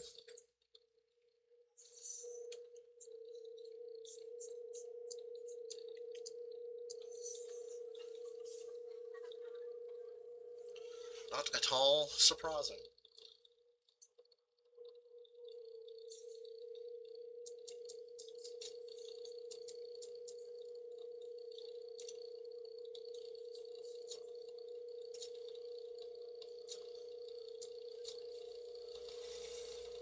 Simulation activated.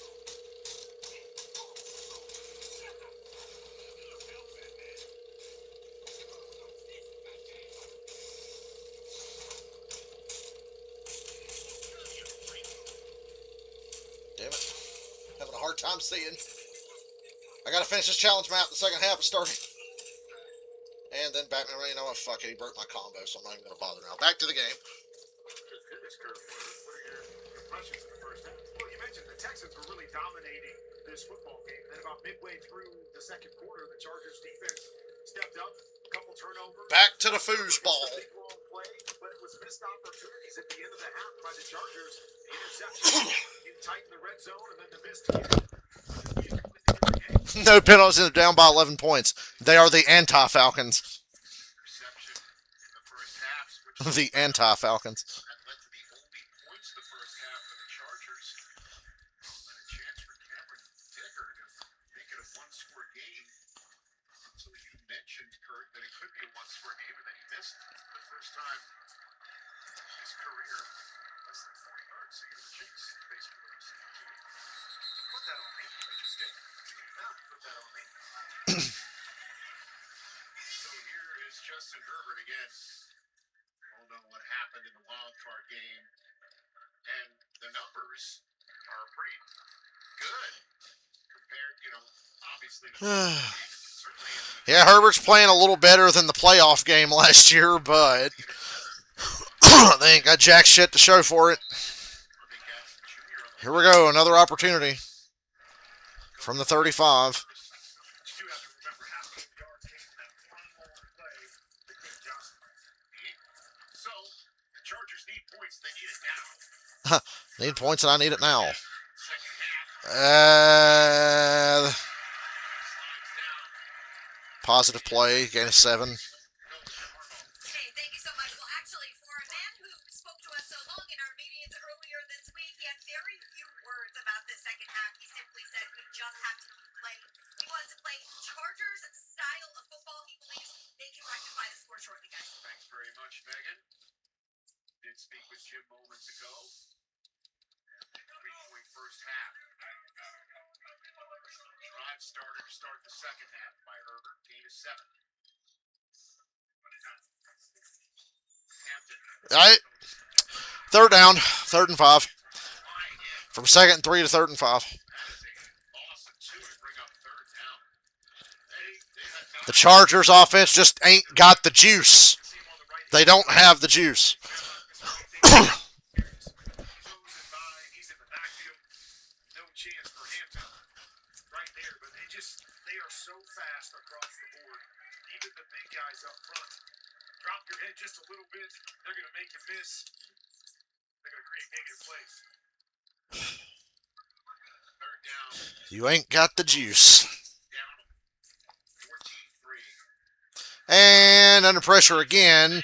Nice move and a great throw, and it's dropped by Gatson. And they're calling it incomplete. 4th down. Dave for Gadsden. Great play by Herbert, See, but all for nothing. flag was thrown, which meant change of possession, but then they ruled it incomplete. It was incomplete. He never had it. Feared by Herbert. Herbert did a brilliant job here to make this happen. And Bro can't hold on to the ball. You hear the fans, they're crazy. Didn't get the catch. Nope. He sure didn't.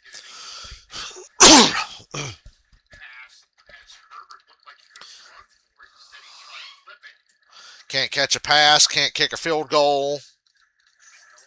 Can't pass protect. Just right around his 50. You're not going to win, and you can't run the ball. You're not going to win a lot of football games doing that. Chargers. But the best news for the Chargers is that C.J. Stroud is on the other side. Fakes, drop ball, drop passes, inability to get off the field on third down on defense, not able to turn whatever defensive plays they come up with takeaways, Kurt, into points more than just the 3 that they have. So mistakes are one thing. Mistakes are another thing when you're playing against a great defense, right? You don't get a lot of opportunities. So an opportunity right there. Needs his young tight end to make the play on the back end. What are you, blind? Turn the brightness up on your television. Being able to come up with the big play when needed. Or was that a not performing under the bright lights joke? Game. Tierre Tart along with Henley on the stop. Talked a lot about By the way, I was mentioning Jaquaski Tart in the first half to trigger you. pass plays. Do you remember why? Pass plays. Since that point, You're a 49ers fan. 3 yards allowed by this Chargers defense along with 2 interceptions. Then settled in and have done a nice job, but just not getting any help from their offense. Second and 10. From the Houston 15. Foul. Screen to Schultz. Slips by Derwin James around the edge. First down. Ball is out. And the Chargers recover? Officials are discussing. Who recovered? It did roll out of bounds before it was picked up by Jefferson. Okay. He was definitely stripped. Matt pops it out. Where is the recovery? See from here, the ball's rolling around. It's out of bounds. There's Out of bounds. Ball will do some funny things. We saw some funny things How funny would it have been if that ball just skirted down that white chalk without touching it and the Chargers recover? Okay, third down. It brings up a third down. It would have been a sure first down. Should have been intercepted. Incomplete. CJ Stroud sucks. This is your, reminder every 5 or 10 minutes or so that he's not worth a shit.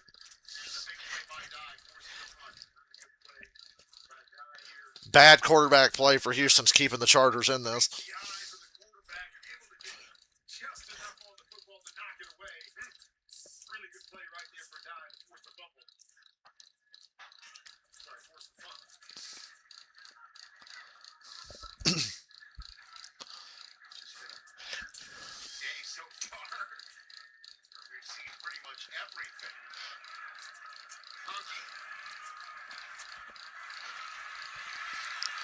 Ladarius McConkey. Let's go to the NFL Network studios for this break presented by Verizon. We're back in 2 minutes. It's time for the Verizon Vantage Point. Brett Lewis, Maurice Jones-Drew, and Michael Robinson here with you. Time to take a look at some of the key matchups for this Sunday of Week 17. Playoff implications all over the place. Currently the number 1 seed in the NFC. Panthers in a fight for the NFC South.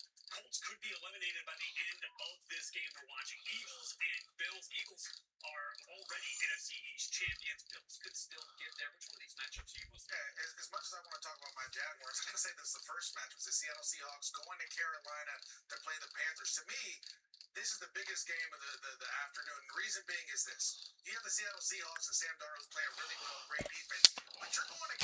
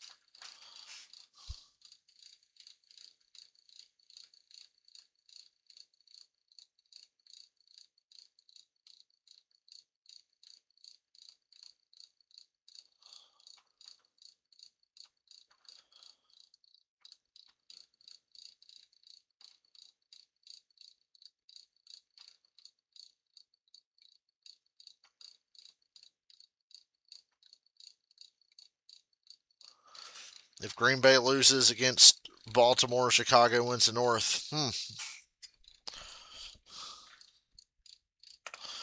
I think Green Bay beats Baltimore using their third string quarterback. Baltimore just ain't got it. Green Bay's defense is good enough to win that game on their own. So I'll take the Packers. And then we'll see what happens next week with the North.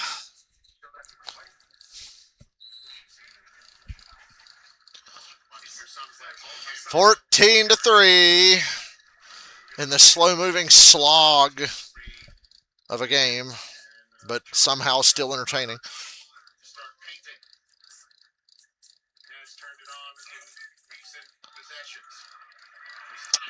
Steps up into a sack on that one.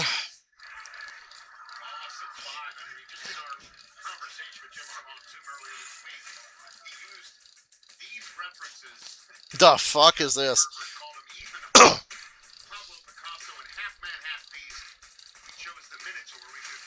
Who chose that image of a Minotaur? Okay, that's kind of fucking disturbing.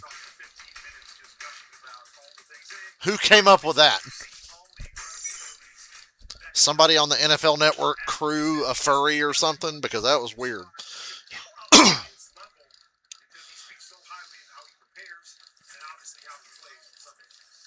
And sacked again.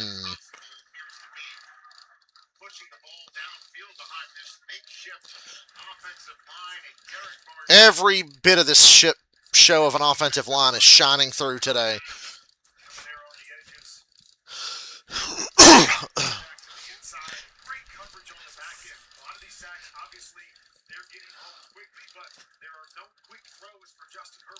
back end. Great defenses. Front end and back end having to work together. The Texans have been doing a great job of that all day long. Back-to-back sacks makes it third down and forever.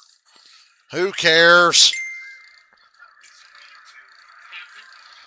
Fourth down. Only to the 25-yard line and another 3 and out for the Chargers offense. Puts the Texans back on the field. And for Matt Growing, and for Matt Growing, Overall gone, 99 agility gone. This dang old game gave me carpal tunnel for nothing. It ain't right, I tell you what, not one bit right. That's what the Chargers forced to deal with on the offensive line due to all the injuries. They couldn't stop. And it becomes the juggling act for Greg Roman is how do you play this? At times you're going to have to leave them one-on-one like we saw on that last play, even though you don't want to. Brutal punt out of Scott. See where they're going to mark it. It might be on the Chargers side of the field. And as I was saying, that lends into the back end being able to play what we call downhill. They know that they can get pressure with the front four. They can attack down the line of scrimmage and squeeze. Check on Chargers fans. They don't have any. But sure, let me scroll the old artist formerly known as Twitter on my cellular telephone here. My mobile, as they say.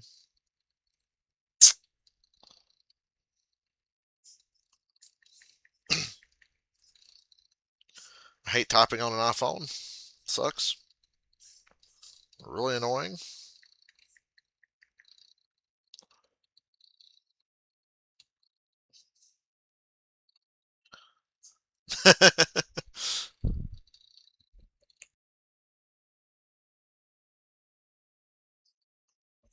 It says Texans D-line versus Chargers O-line. Who wins? Hydrogen bomb or coughing baby?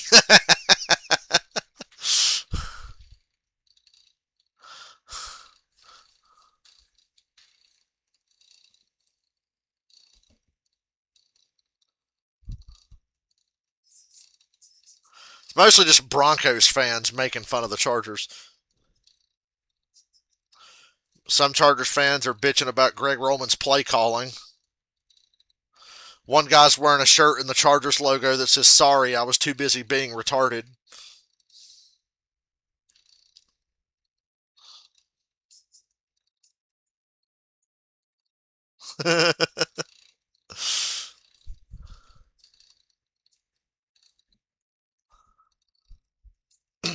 Fun fact, according to Pro Football Focus, the Chargers offensive line actually ranks worse than the Raiders offensive line in pass protection and run blocking. This team is doomed. And this game today is a prime example why they are not going anywhere in the playoffs. Not with that offensive line.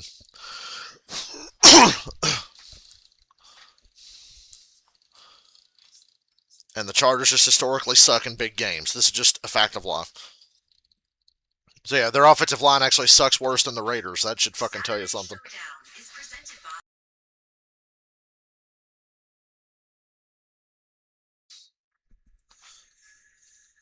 Back here in Los Angeles, Hmm. which has been made of the Chargers win streak, and we're talking about bonding that the team has over, say, a golf simulator, for instance.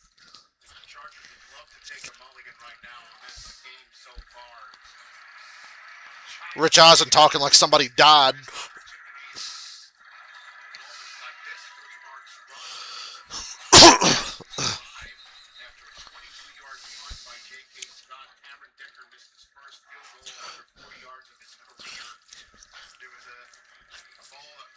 Now Cameron Dicker doesn't even know if he's going to get another chance to kick anything today.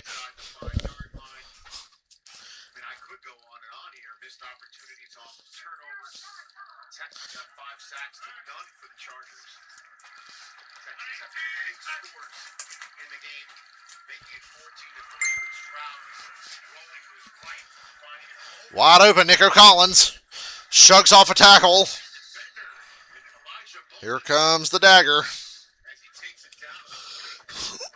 They get a 3-score lead again. It's over. Good coverage on the Period. You can see Period. 33 here. He starts to attack CJ Stroud, but he does that. He Man, that brisket was good. That's all I can think about right now. That's how good that shit was. Gain of 23 takes it to the Chargers 20. Defense needs to tighten its lightning bolts here to at least hold the Don't worry, Stroud will throw another pick or something, right? first down handoff to Noel. He has it. Holding. Didn't get called. Or did it? Call that back and then some. Didn't see the flag there at first. I get the feeling this is a must-have for the Charger defense right now. As it is a hole. Yeah, but you're sitting at this point in your offense. They have, you can't get down more than 2 scores at this point in time. You see Steele coming to the inside right here. I thought when he did that, he was going to give the edge to Noel, but that's what creates the hole there by Nico Collins and brings it back. First and 20. What the Chargers needed there. Marks. They didn't need that. Face mask. They don't get it. I think the reality is setting in, like, not to the Chargers team, because every team's going to think that they've got a chance no matter what. But I think reality should set into any Chargers fans today. This team's not doing anything in the playoffs. You're a good team, but a very flawed team, and you're not going anywhere. That's just the way it is.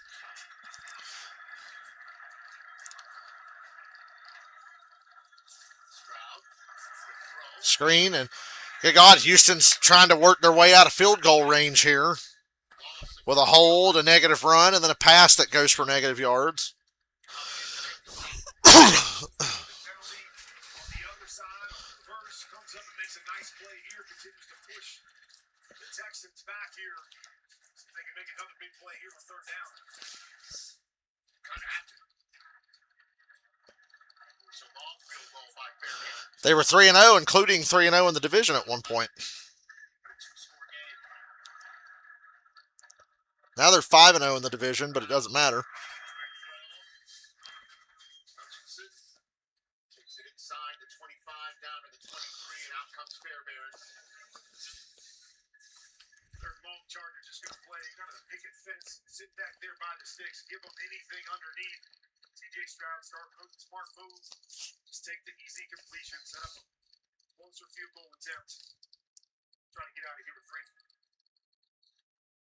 Fairbairn across the 1,000-yard career last week. Here for a 41-yarder. Alex has been messaging me a little bit. 17-3 Houston. We're still bored. Not inside the 50 this year. Hang on, folks. We'll get through it together.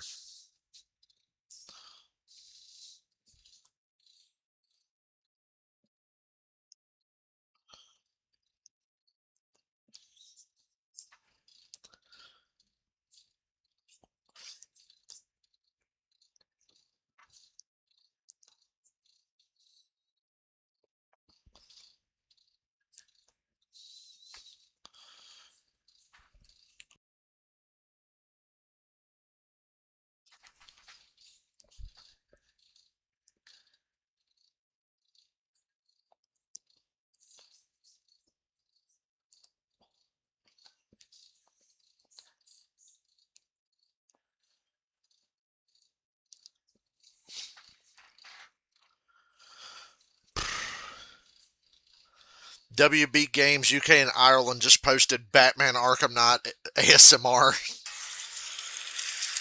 on their Facebook.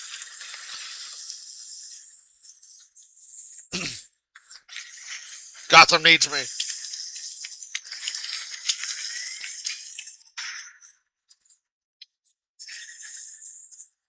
Little Arkham Knight ASMR for you. Batman's cape in the wind.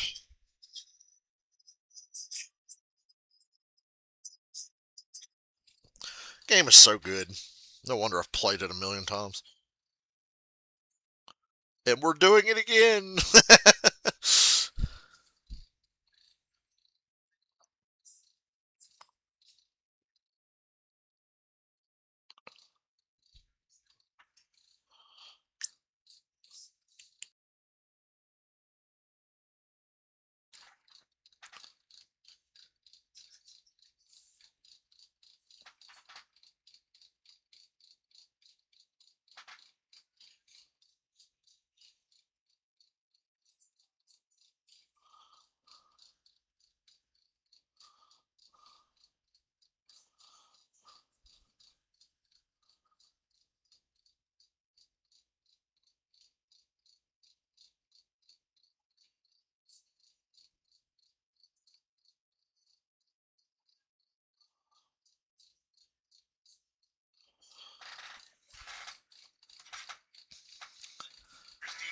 We all thought this would be a good one.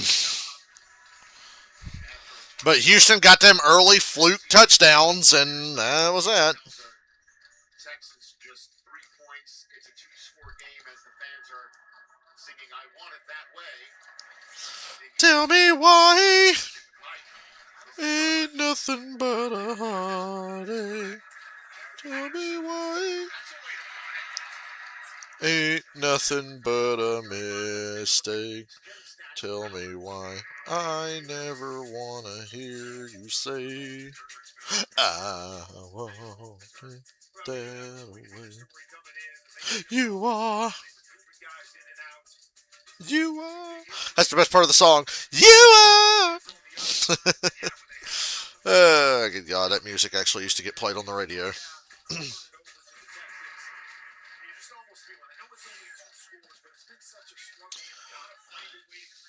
I'm sitting here looking at the Green Bay Packers in and out list for tonight. Hold on, it says Malik Willis is active. He's not on the inactive list. I still kind of don't want to stream that game. We'll just take the L and get through this game, and then I'm going to go. Then the Chargers have had the unluckiest game. I mean, a lot of it's been self-inflicted. I can't say it's luck. I just think Houston's a bad matchup for them. This is just one of the worst possible matchups for the Chargers.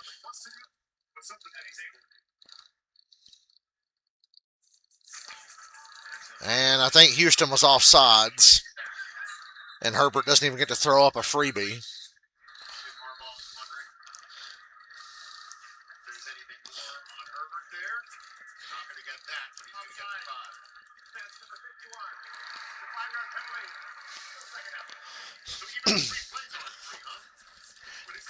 Justin Herbert is taking hits. You can see the top of the screen.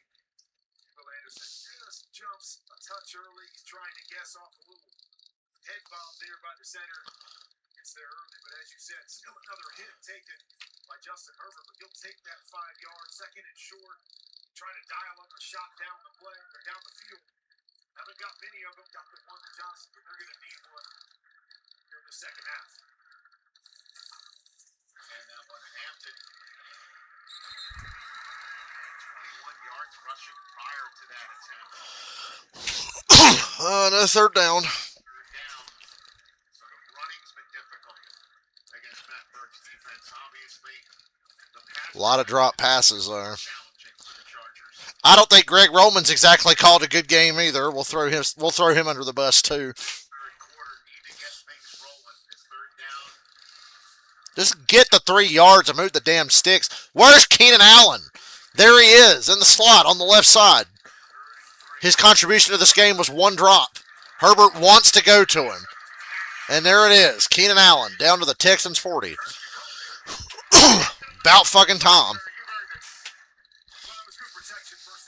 And the offensive line did a good job on one play. How about that? Back to the outside, doesn't have it. Good job climbing the pocket, eyes down the field.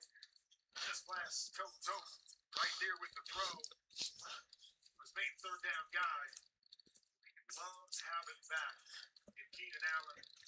Not only with his route running, what he does on the field, but the mentor that he's been to a lot of these young receivers that they've got in the road. Lead of 17 by Allen. First 10. Throw it up. Out of bounds. Johnston had Lassiter. I appreciate the effort, though. Sorry, Lassiter back in the tight man-to-man coverage. Great compliment to Stingley on the other side. Trying to get the go route. Just no room. Rides him out of bounds.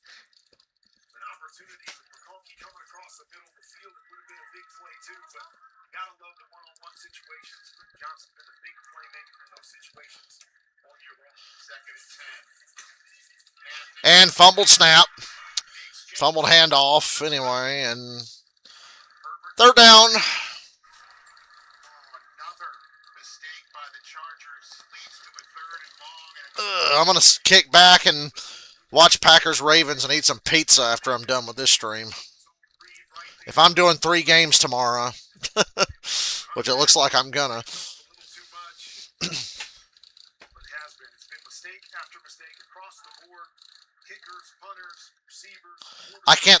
good reason to stream Ravens Packers. I really can't. The Ravens are done, and they know it. Tyler Huntley can't beat that defense. Oh, Herbert. Yes! What a man! Get that block, Lad McConkey. Just converted a 3rd and 15. Coming into the weekend, I thought watching Justin Herbert on tape, he created new stats for him. QB yak, yards after God damn, dude. go down, the big fella bounces off. Stingley right there. Wrap up, bro. I know he's a quarterback, but wrap up. Team, it fires up the defense on the sideline, jumping up. But he's just as good at shaking off contact in the pocket and making throws down the field. He is so good after contact, running and throwing.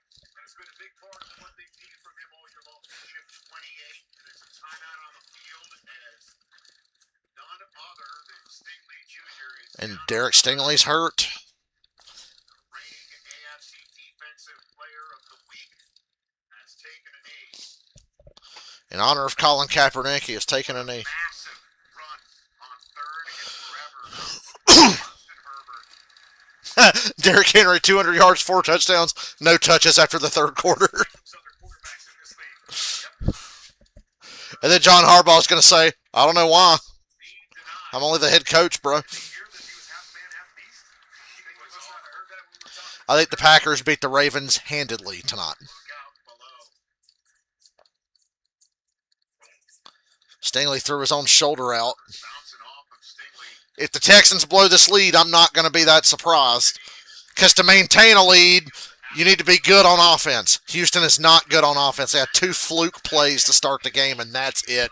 This game should be 3-3 right now. But 2 fluke fucking plays with blown coverages. Oh, boy. He had to work for that catch.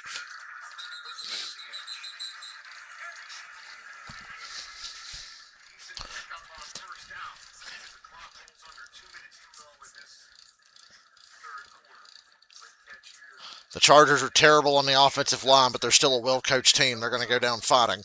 Sideline to sideline. And like I said, Houston's not good enough to finish anybody off using their offense. Thought he was going to get the corner right there, but a bunch of white jerseys pushing him out after a short game. Just 8 of 3. 2nd and 7. Herbert Fake the end around. to his right. Roman. Ew! Should have been intercepted. Gadsden's having a crappy game too, by the way. Came up with it. 3rd and 7. If I get a few yards on this 3rd and 7 and come up short, I'm going for it. Stop, get outside of him. Now the pressure's on him. Set to make the throw. Obviously not a very good throw right there. Lucky that it wasn't intercepted by Lassiter. Caught Lassiter by surprise. Every single play for this team right now. 3rd down. Herbert. Can't protect. Sack. Oh! Did they blow that dead? 1st and goal. There's a flag. Did they blow that dead? At the 2-yard line. And it's a hold on Houston. So 1st and goal, Chargers. Even if the sack happened, it'd be 1st down because they called holding on Houston. I mean, I guess I should stop saying Herbert's running out of time when he just has his own sense of time. Well, this is the other I was like, they just can't fucking protect. Look at that pocket just collapse on itself. able to stay on his feet. Big, strong body, able to make some of these throws. Man, finding a way to muscle it out of there and get the 1st down. As I said, he's trying to will into a touchdown right here from the 5. Hampton up the middle. Hampton plowing down near the 1. Marcus down just outside him. As the clock rolls down towards the end of this 3rd quarter. Chargers looking for their first touchdown of the day. Down 2 touchdowns to the Texans. And the thing that came out of some of these You get this close, you got to go for it at this point, right? If you don't end up getting this in. throws that only a few guys can make, but the toughness continue to be a theme. Offense didn't matter who we were talking to. Herbert on a bootleg. Touchdown, wide open, and Gatson didn't drop it. Ladies and gentlemen, you're going to have a one-score game going to the fourth quarter. A little bit of redemption for Herbert and Gatson on that. Was a great play call. Playing their asses off to try to stay in this game.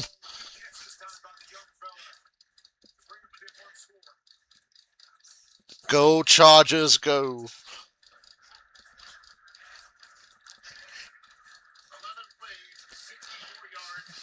Great drive. 17-10.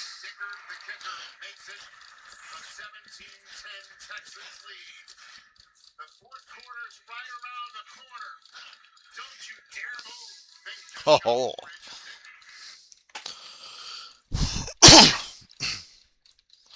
So what happens if Houston loses this week and next week?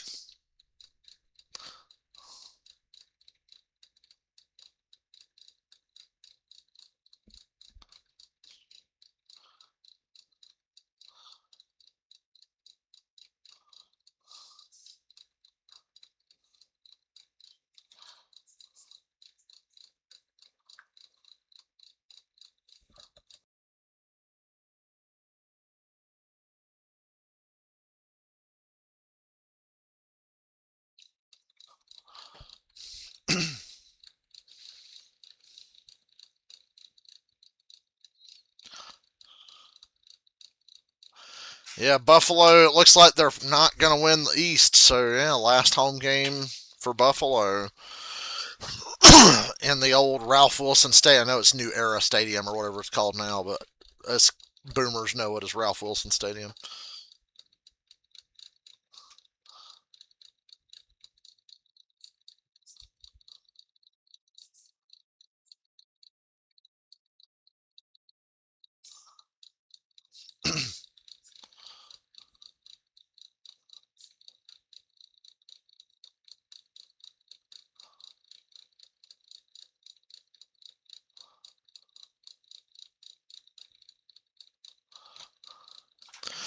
Ooh, the Brian Flores to the Falcons rumors are starting to kick off. Makes me happy.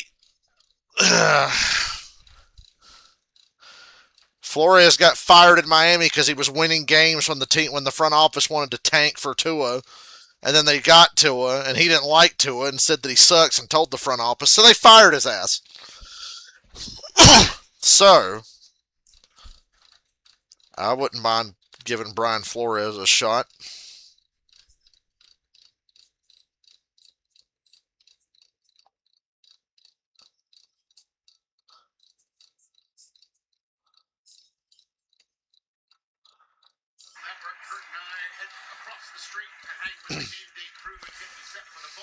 Credit to Buffalo for building a new outdoor stadium. Thank you very much.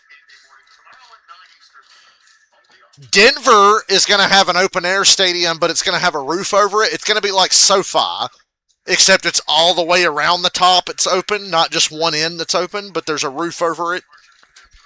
That's the concept I saw for the Broncos' new stadium that's being built.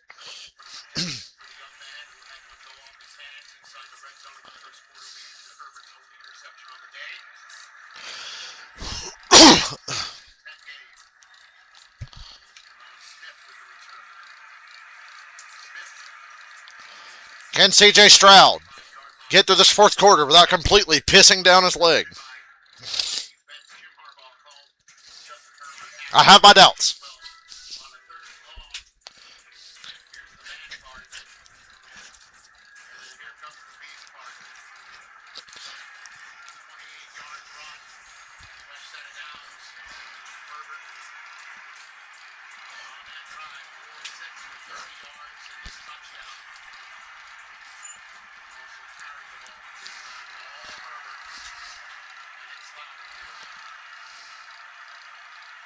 Seconds to go in the third quarter. Last play of the third quarter, perhaps.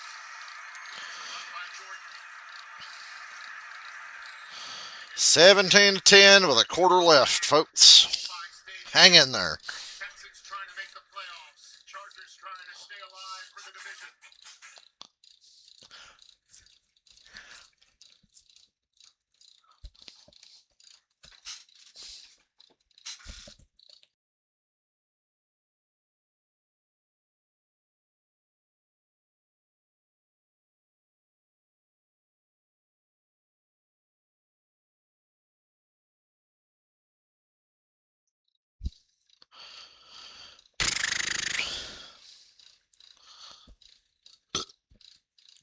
When is kickoff for that Packers game? I forgot.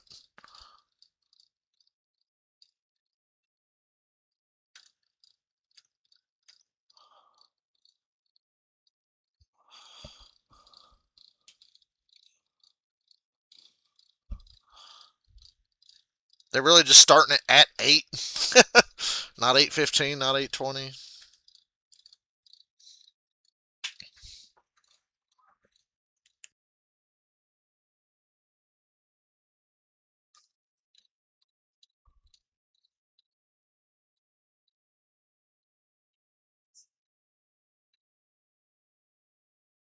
Holy Christ. You won't believe this comment I just read on this NASCAR thing.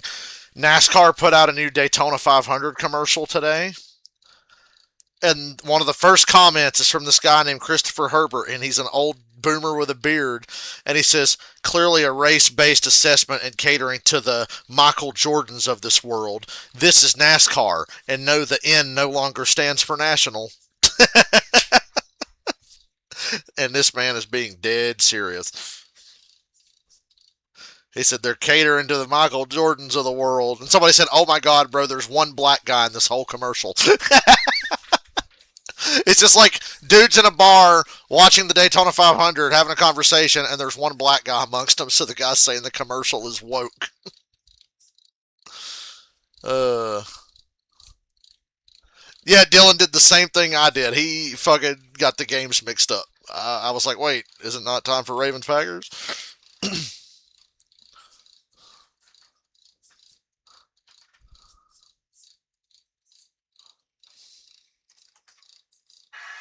Fourth quarter in Los Angeles. Here's what's at stake. Texans hold on to the 17-10 lead. In the hunt, the Texans, once upon a time 0-3, still would have a shot at the Jaguars to win the South. If the Chargers win, they have a shot to win the West. They have a shot at the 1 seed. If they don't win, the Texans do. It's possible the Chargers would have to go on the road themselves too. Jacksonville. Big fourth quarter. Major implications abound. Pressure on Stroud immediately. He lobs it up, and it's incomplete. Third down. We're starting to flip this game around to where Houston's defense has been on the field way too long. So, CJ Stroud needs to get his shit together here. It was the other way around early on. Now it's kind of flipped.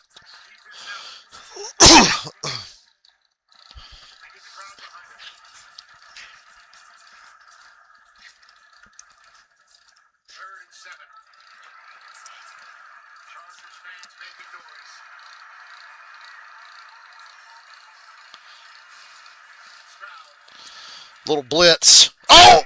Leveled as he's throwing the ball, and it's a little out of reach. And they're going to call roughing the passer.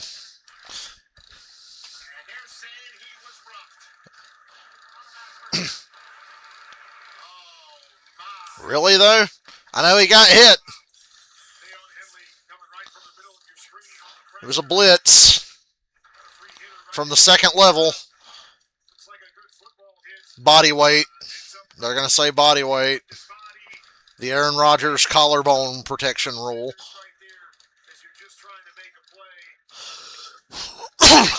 By definition, that would be roughing the passer. It shouldn't be, but I mean, it is. Rules are rules.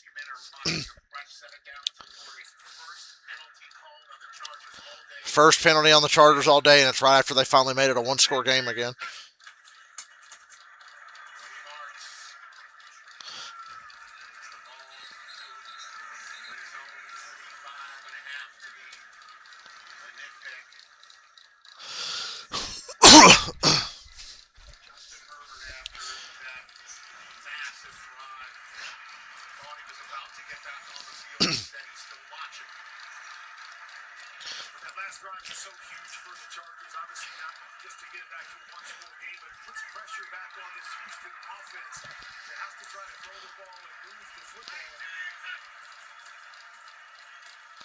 Little bootleg.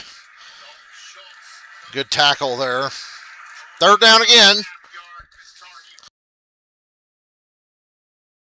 Keep it all in front of you, Chargers. You're doing a good job. The Chargers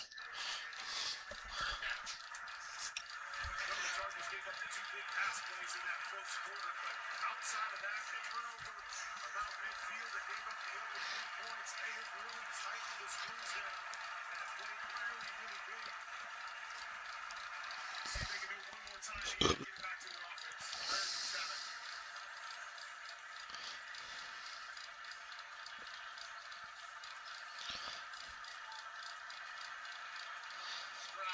Another blitz. Under pressure again. And out of bounds. Incomplete. Nico Collins ran out of space. No flags on this one.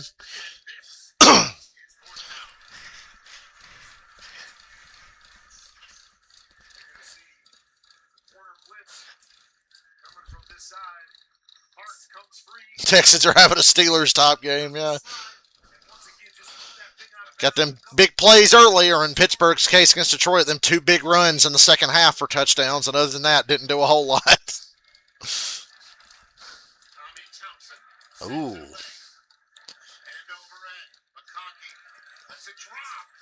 Great punt for Houston. Damn. Damn. That's a 1. That's brutal. He's the Texan on the spot.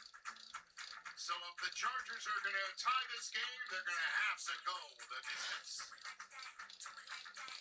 Love this live fan on the grass.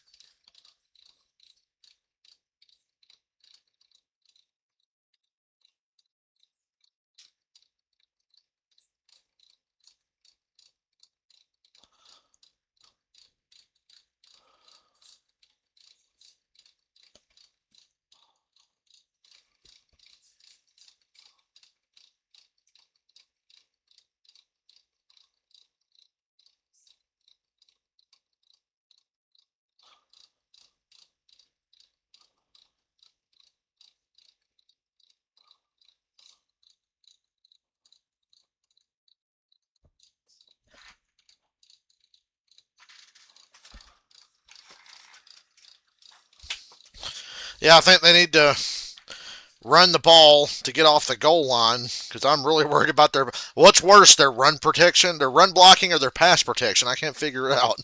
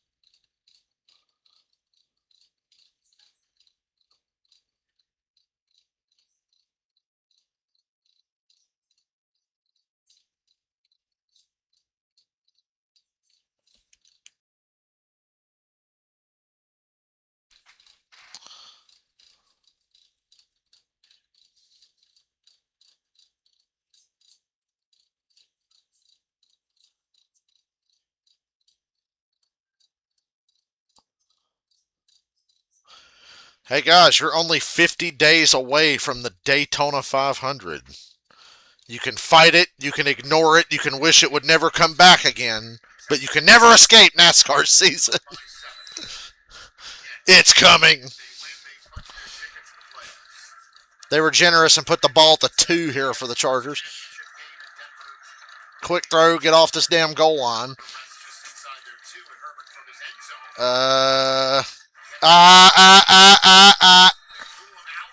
He was at the 1 when forward progress was stopped, so that's not good.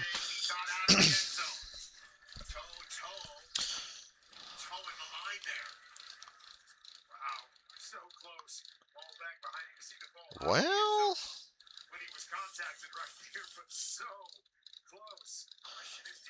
did he have possession? I feel like when he gathered possession of the ball, he was in the end zone.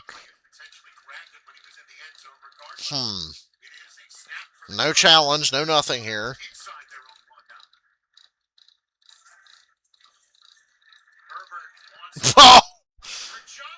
God damn it. a good 5 yards with Not even close. on the coverage.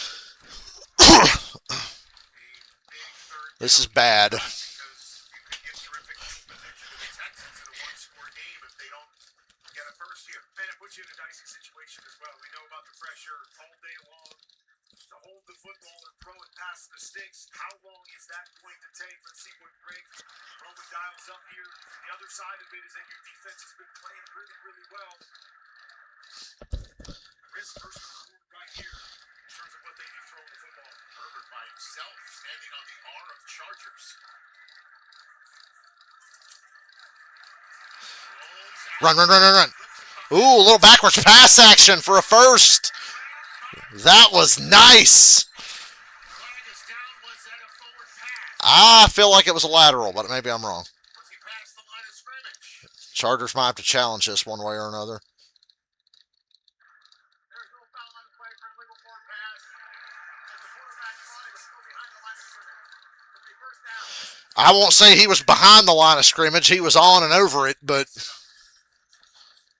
went with the chip protection there. You see if Justin Herbert buying time. Good awareness. look at Disley hanging back to make sure that this is a lateral. Behind the line of scrimmage. Saw that back foot. Great awareness to dump it off to his tight end. Nothing happening down the field. Finds a way to make a play. That could be the play of the game right there. Trying to slip a run in here. It goes nowhere. Fans in Denver right now on the edge of their seats. Texans win this game. Denver wins the West. Well, and you see why Jim Harbaugh gushes about Justin Herbert the way that he does. We've seen so many big plays where he's just willing this team to first downs and the big runs. Guys holding on to his feet, finding ways to make throws. It's quite the impressive average there. 14 carries, 25 yards. Blitz, blitz, blitz. Swings that one out. Oh, Intended for DeAndre Lambert. had a shot at that one. His name we haven't called all day long. Fans in Jacksonville on the edge of their seats because if the Chargers win, Jacksonville can win the division tomorrow. See the pressure here from the left-hand side. You're going to see a free hitter. So Herbert's got to rush it a little bit. Not quite. Back in. Fans in Indianapolis on the edges of their seats. If Houston wins this, Indianapolis is eliminated. Herbert on another 3rd and 9. What can he do? Pressure coming. Caught well short of the first. For O'Malley and Hampton. Just punt it away. It's still a one-score game. At least they're not punting from the very back of the end zone, I guess. Now you need a really good punt here. Try to flip that field. Hit the Texans the ball on the other side of the field. Let your defense try to come up with another big play. But get to that point where you're wondering how many more possessions you get from an offensive standpoint. Scott led a 22-yard punt the last time. Gets into this one much better. Goes out of bounds. Not much better than 22 yards, but good enough to keep it on the Texans side of the field. 10 minutes of change to go.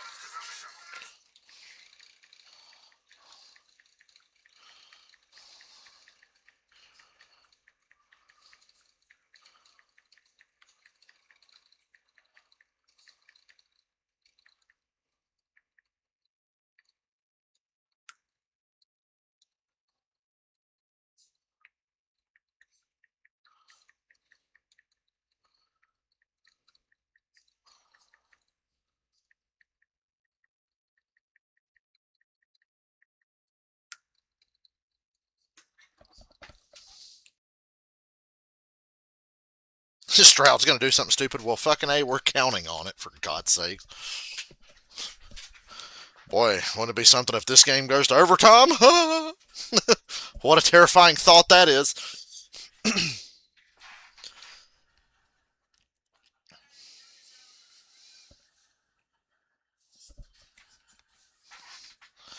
Just wait.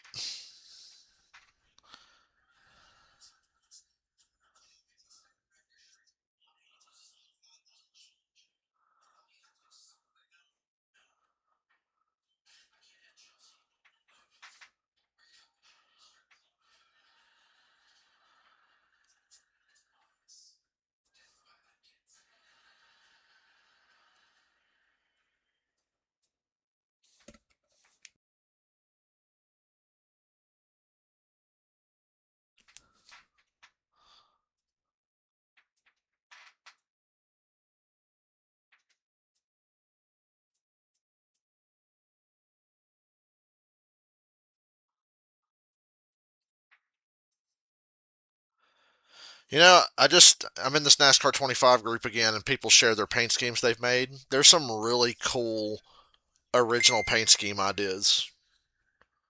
I've been too busy just recreating past paint schemes because I'm not that creative to come up with an original idea. But some of these make me go, man, I should try harder and make an original paint scheme. But until that day, until the inspiration comes, I'm just going to keep copying old ones. Both teams playing with their backup quarterbacks. That's right. A huge game. Lamar Jackson during the third quarter of this game officially ruled out of tonight's game in Green Bay by the Ravens. From the 45 of Houston, the Texans start with a Woody Marks right up the middle. Well, good first play for Houston. Tar Heels still to keep it from being any bigger than the 9-yard gain. Pretty good run right there to start the drive. If ever there was a game that was in danger of ending in a tie, it would be this one. Pressure team, but had some success. Note, they can't let CJ Stroud do anything stupid if they run the ball as effectively as they did there. From the backside there. Texans able to run away from it for a nice game. To that one-score record, the Texans 500.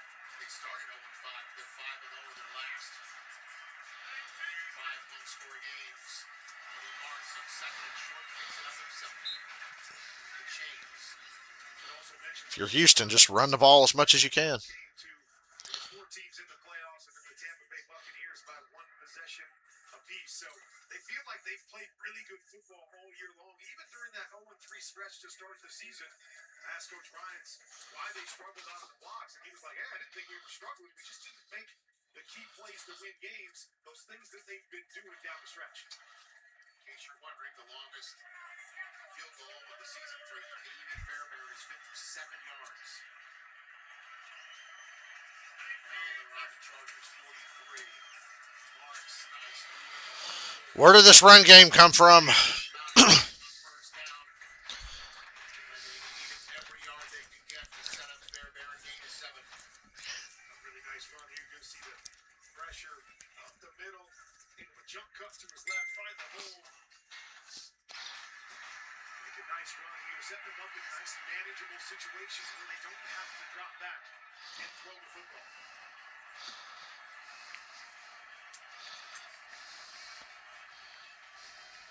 Second and 3. Approaching 8.5 to go in this contest.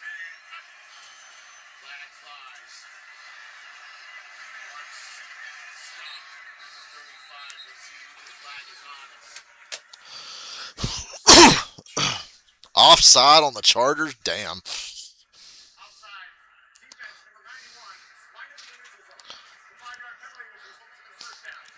Sean Hand, whose batted ball led to an interception. That was one of the biggest moments for the Chargers in the first half. It's called for an offsides that gives the Texans the first down. Jim Harbaugh kind of looked like Jim Carrey in the mask there with that look on his face he had. It's a tackle, but that ball just enough over the ball right there. A field goal pretty much wins this game for Houston. And they're doing a good job running the ball and keeping the clock moving. Texans feeling it right now. Got to take the ball away again. Oh! Or you can just knock their ass out of field goal range that way. God damn. Marks steps from where he took it. Over the tight end right here is running back. A little late off the ball, but you got to get there a lot faster than that. You're going to try to cross the wheel back from the backside. The veteran shows up with a huge play. Forcing him into that second and long situation. Is this going to put him into throwing problem? A timely tackle for loss. Get another one of them. Chargers 35. Another handoff. Had a shot at it, but not this time. Warren Jordan. So the field goal is going to put the game away. But it brings up a third down. Hart had a chance to make the tackle out in space. Bring him down there. You got a third and really long situation. Feeling pretty good. Misses the tackle. Get around the edge. force them back into something a little bit more manageable. Nick Haley dialing up on 35. You gotta let Stroud throw it. A one-score game. They can bring the pressure in these situations. Who's calling time out? Houston? Texans. Yeah. So, hold on, we can't let Stroud throw this. Not to stay in suspense, but we are going to stay here. Just again, set up. I mean, if you're the Chargers, clearly you want to get a shot at the division. This team has not won the AFC West since Jim Harbaugh was in year 3 as being a head coach at Stanford, and Justin Herbert was 11 years old. And you'd rather stay at home, even get a shot at the 1 seed, than have to go on the road, maybe to the spot where you were 1 and done last year against the same team that's putting a bit of a bang thing on you for much of the afternoon. Yeah, we talked about Justin Herbert and how he hasn't had playoff success. That's what a lot of people will knock him for. All the great things that he's done in the regular season, not winning in the playoffs. When they've been to 2 playoff games, both on the road, and lost both of those games. So no question, little home cooking would be nice for Jim Harbaugh and Justin Herbert. Including if they have to go to Jacksonville, where Herbert lost his first career playoff start, and the Chargers got thumped earlier this year. 3rd down, pressure's on. Aye! Launches it. Incomplete. No flag. No I was hoping that would be intercepted. Jefferson applying the pressure. See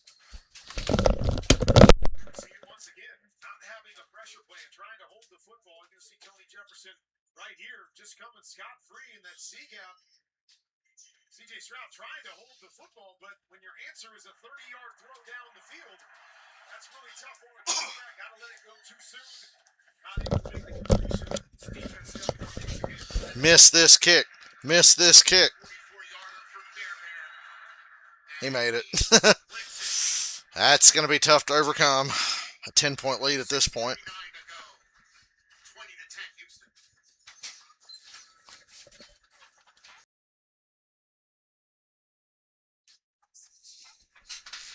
They are staring a playoff ticket punched right in the face despite starting 0 and 3.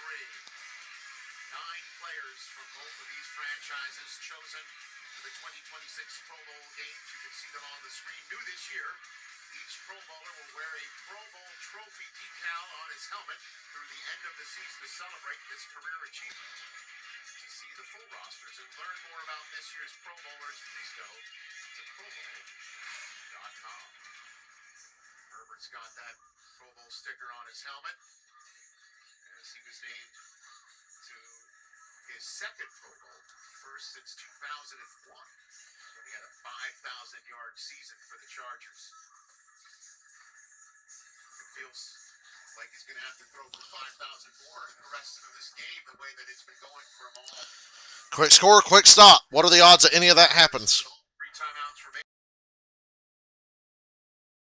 Yeah, there's still time. There's still plenty of time, but it's just how this game is gone. I just don't see it happening. Patterson grabbing it, taking it out. Quickly get into scoring range so you can at least get a field goal on this possession.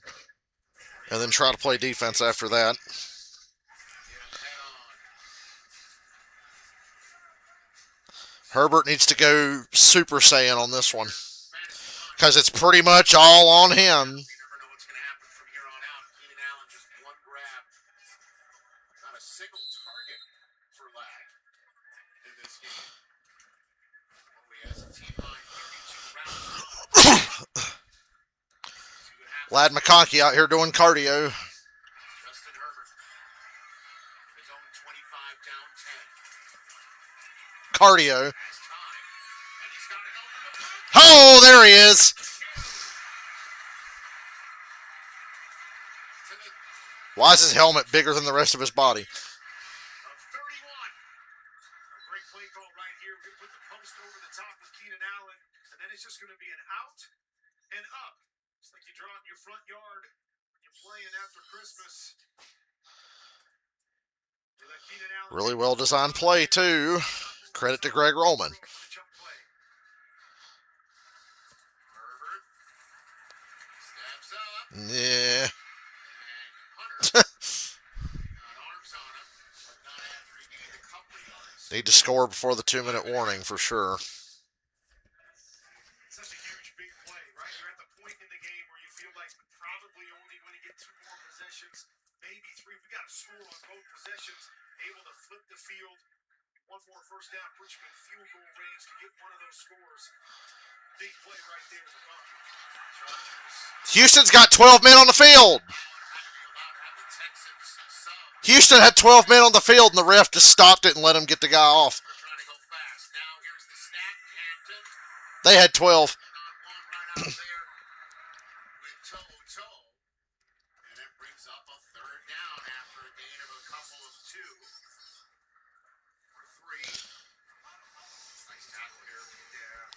Tackle out in space with the big running back. 1-on-1. This Texans defense really good on all levels of tackling as well. One broken tackle right there becomes a big play. Toe stepping up once again. He's been all over the field today. From the Houston 40, 4.5 to go. Johnston in motion. Herbert. And sack. Out of field goal range. Face mask. Face mask. As if it was on the Texans. So we got a sack back at the line of scrimmage and a flag down at the 30, about 20 yards upfield. See illegal contact, I believe, here on Jalen Petrie.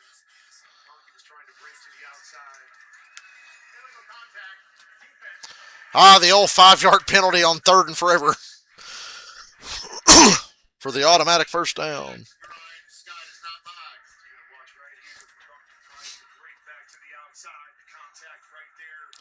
McConkey sold it for pretty well. He did the Jalen Ramsey. The Jalen Ramsey against Detroit.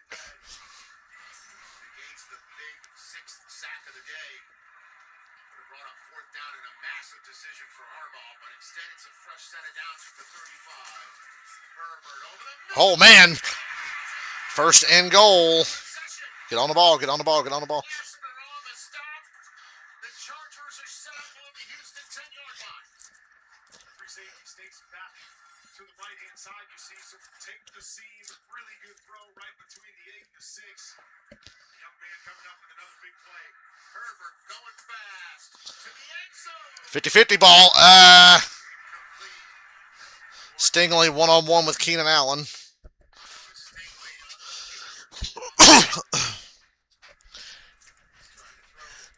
Back shoulder fade. Stingley's so good in man-to-man coverage. Just misses. Yeah, you can take a field goal here if you have to. If you have to. You don't want to, but you can. Just to give yourselves a chance. No, Kurt Warner's a moron, by the way.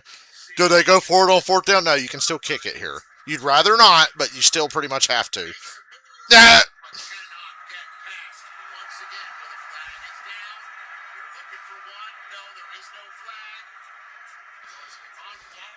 Herbert tried to pull a Josh Allen there and draw a flag.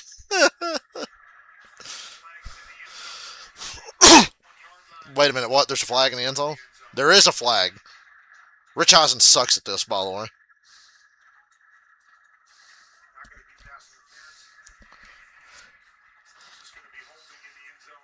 Yeah.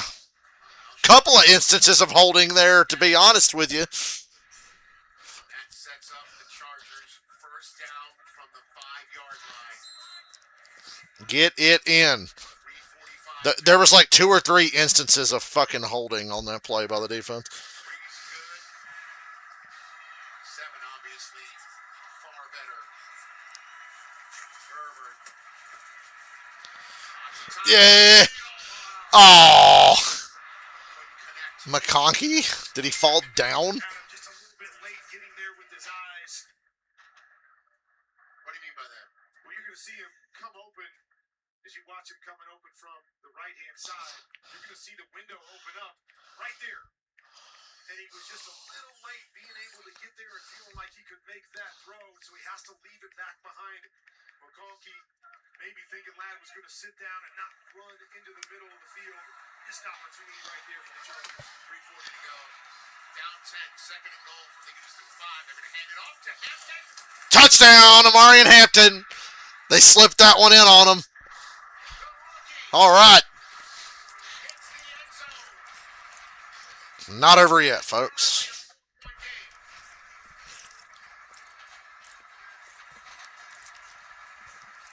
Snuck a little run in there. That was a great play call.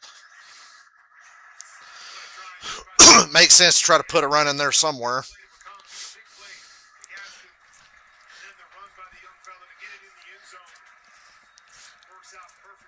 There's Trey Lance. We had Trey Lance cameo. In that situation, but that solves everything. And Dicker misses the extra point. There's a flag down. Oh, there's flag.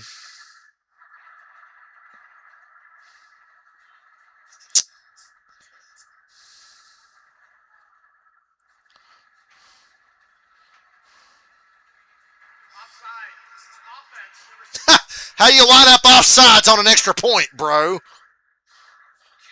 And then how do you miss the extra point? Named to his first Pro Bowl this week, and rightfully so. Golly, man. First field goal of his career from inside The ghost of Nate Kading. Only the fourth point after attempt of his career. Meaning it's still a 4-point game after this run. Wow, nice run there. Nice little hole. Hampton able to get down underneath and get into the end zone. And then, as you said, so many little mistakes by this Chargers team today to be right in this thing. Man, if this extra point is the biggest right now. I mean, obviously it's a team game and you don't pin anything on one person. We could name a handful of guys, 2 handfuls of Chargers that have made mistakes here today. But the field goal and extra point missed by their, you can't even call Dicker sure in terms of his accuracy. The 4 points that they're down right now, I'm sure Cameron Dicker would love to have a mulligan of his own. So the Chargers are going to have to score another touchdown. That sucks. That just sucks all kinds of ass as hard as it's been for them to move the ball today, let alone score touchdowns. Crowd's going to come out. 3:32 to go. Texans.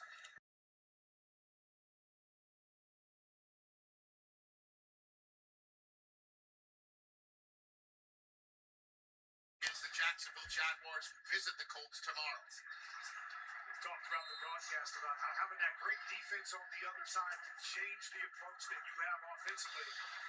Interesting to see what the Texans they're going to run it here to start. Never missed a field goal under 40 in his whole career. Has 2 in the same game. Did before the end of the first half, and it almost cost them. They're running it here to Marks. Doesn't get anything. Okay. And Harbaugh fires off his first time out. Justin Herbert. EO, EO. Chargers loving to get the ball back, so they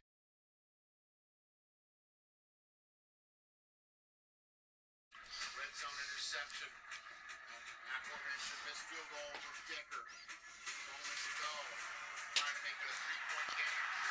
Different misses to the left. Those are just only a handful. I get it. Texas, conservative, huh? The Chargers come back. They saved the Colts from the chopping block. Interestingly enough, wearing the old navy blue uniforms for the first time since 2006 this season. Phillip Rivers' rookie season with the Chargers. Keep Phillip Rivers' playoff hopes alive if they can come back. They're going to throw it. And they've got Nico Collins. Nico Collins first down. The balls to throw it there. On a big time pass throw, 19 yards. And a big time play call right here. Everybody selling out for the run. Just a play action to your big receiver. Put it on his body. Good throw by C.J. Stroud.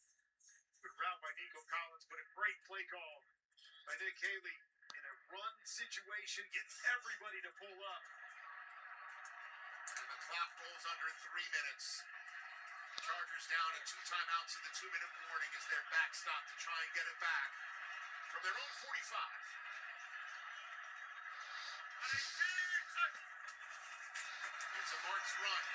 Damn. They're blowing up a lot of these runs, though. Throwing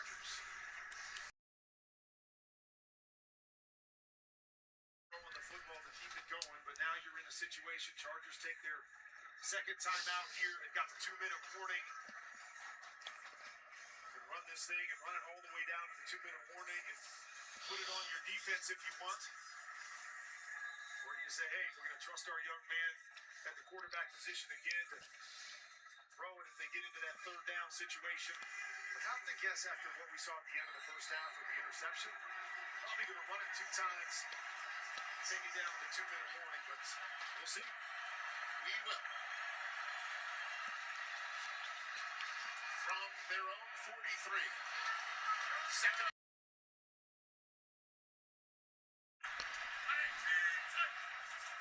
And it's Marks to his right. Henley stepped up and stopped him. Timeout. And the final timeout used by the Chargers. Once again, the Chargers taking on the Texans today with playoff implications everywhere. Texans hang on here. They clinch the final wild card spot at the very least with a shot at the AFC South. Jacksonville currently leads. Chargers win. They head to Denver next week with the AFC West Championship on the line. And they still have hopes at a 1 seed. If the Texans win, the Chargers. Chances are, if the Chargers win the West, then the Patriots are the 1 seed, but you never know what happens. You never know. Much better shot at the 1 seed than they currently have sitting at home watching this big 3rd and 9.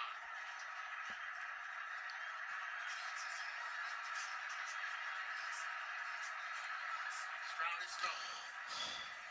Pressure, pressure, sack. Down in the second. Flag in the secondary. Oh my, what is it? God help us all.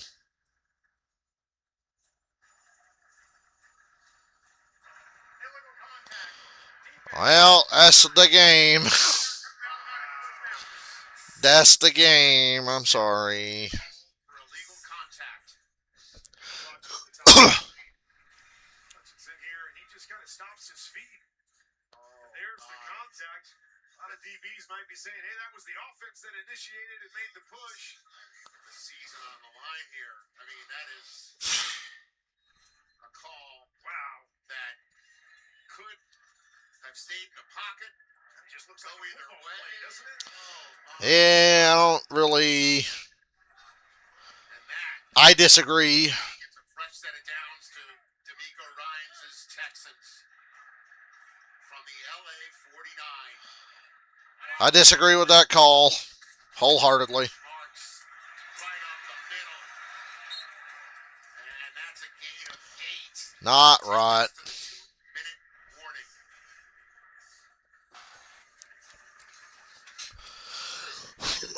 Very Chargers way to lose. Situations. The bad call is just the icing on the cake, man. Receiver runs through him. Man, wow. We have hit the 2-minute warning, and you can hear a pin drop inside SoFi. Maybe a first down away from the Texans heading to the playoffs. Guess you can be proud of your defense if you're a Houston fan.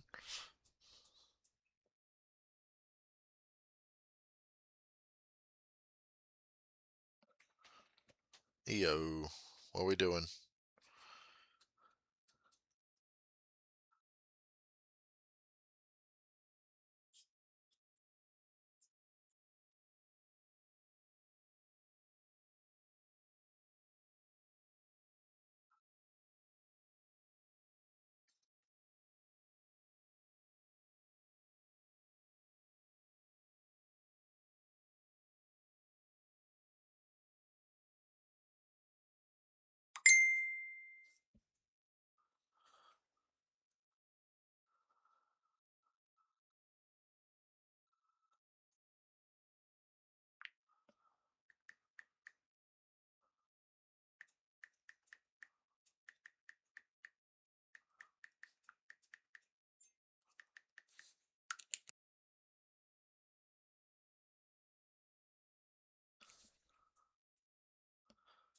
Yeah, neither of these teams are going anywhere. Well, that's what we learned today. Neither of these teams are doing jack shit.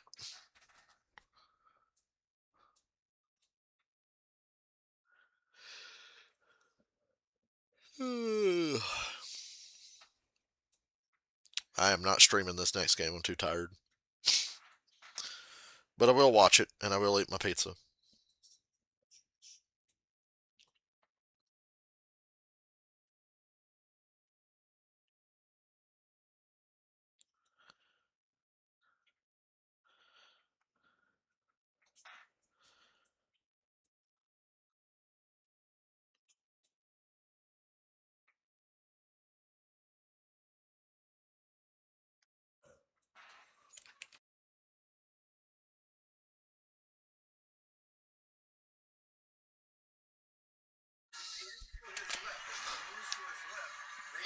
I'm just going to Google what's the best Pokemon game on Switch. I'm just going to Google that.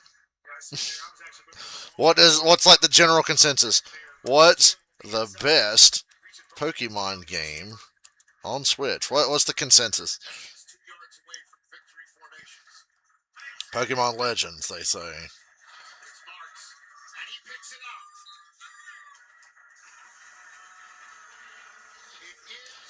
Well, maybe. Everybody likes Sword and Shield. Sword and Shields, excuse me. See, it says Pokemon Legends is kind of a break from the old formula. I want the old formula. Dylan says Violet or Scarlet. See, Violet or Scarlet would be more up my alley because that's more of the traditional Pokemon. Earn the 8 gym badges, go to the Elite Four kind of thing. Legend sounds fun. It is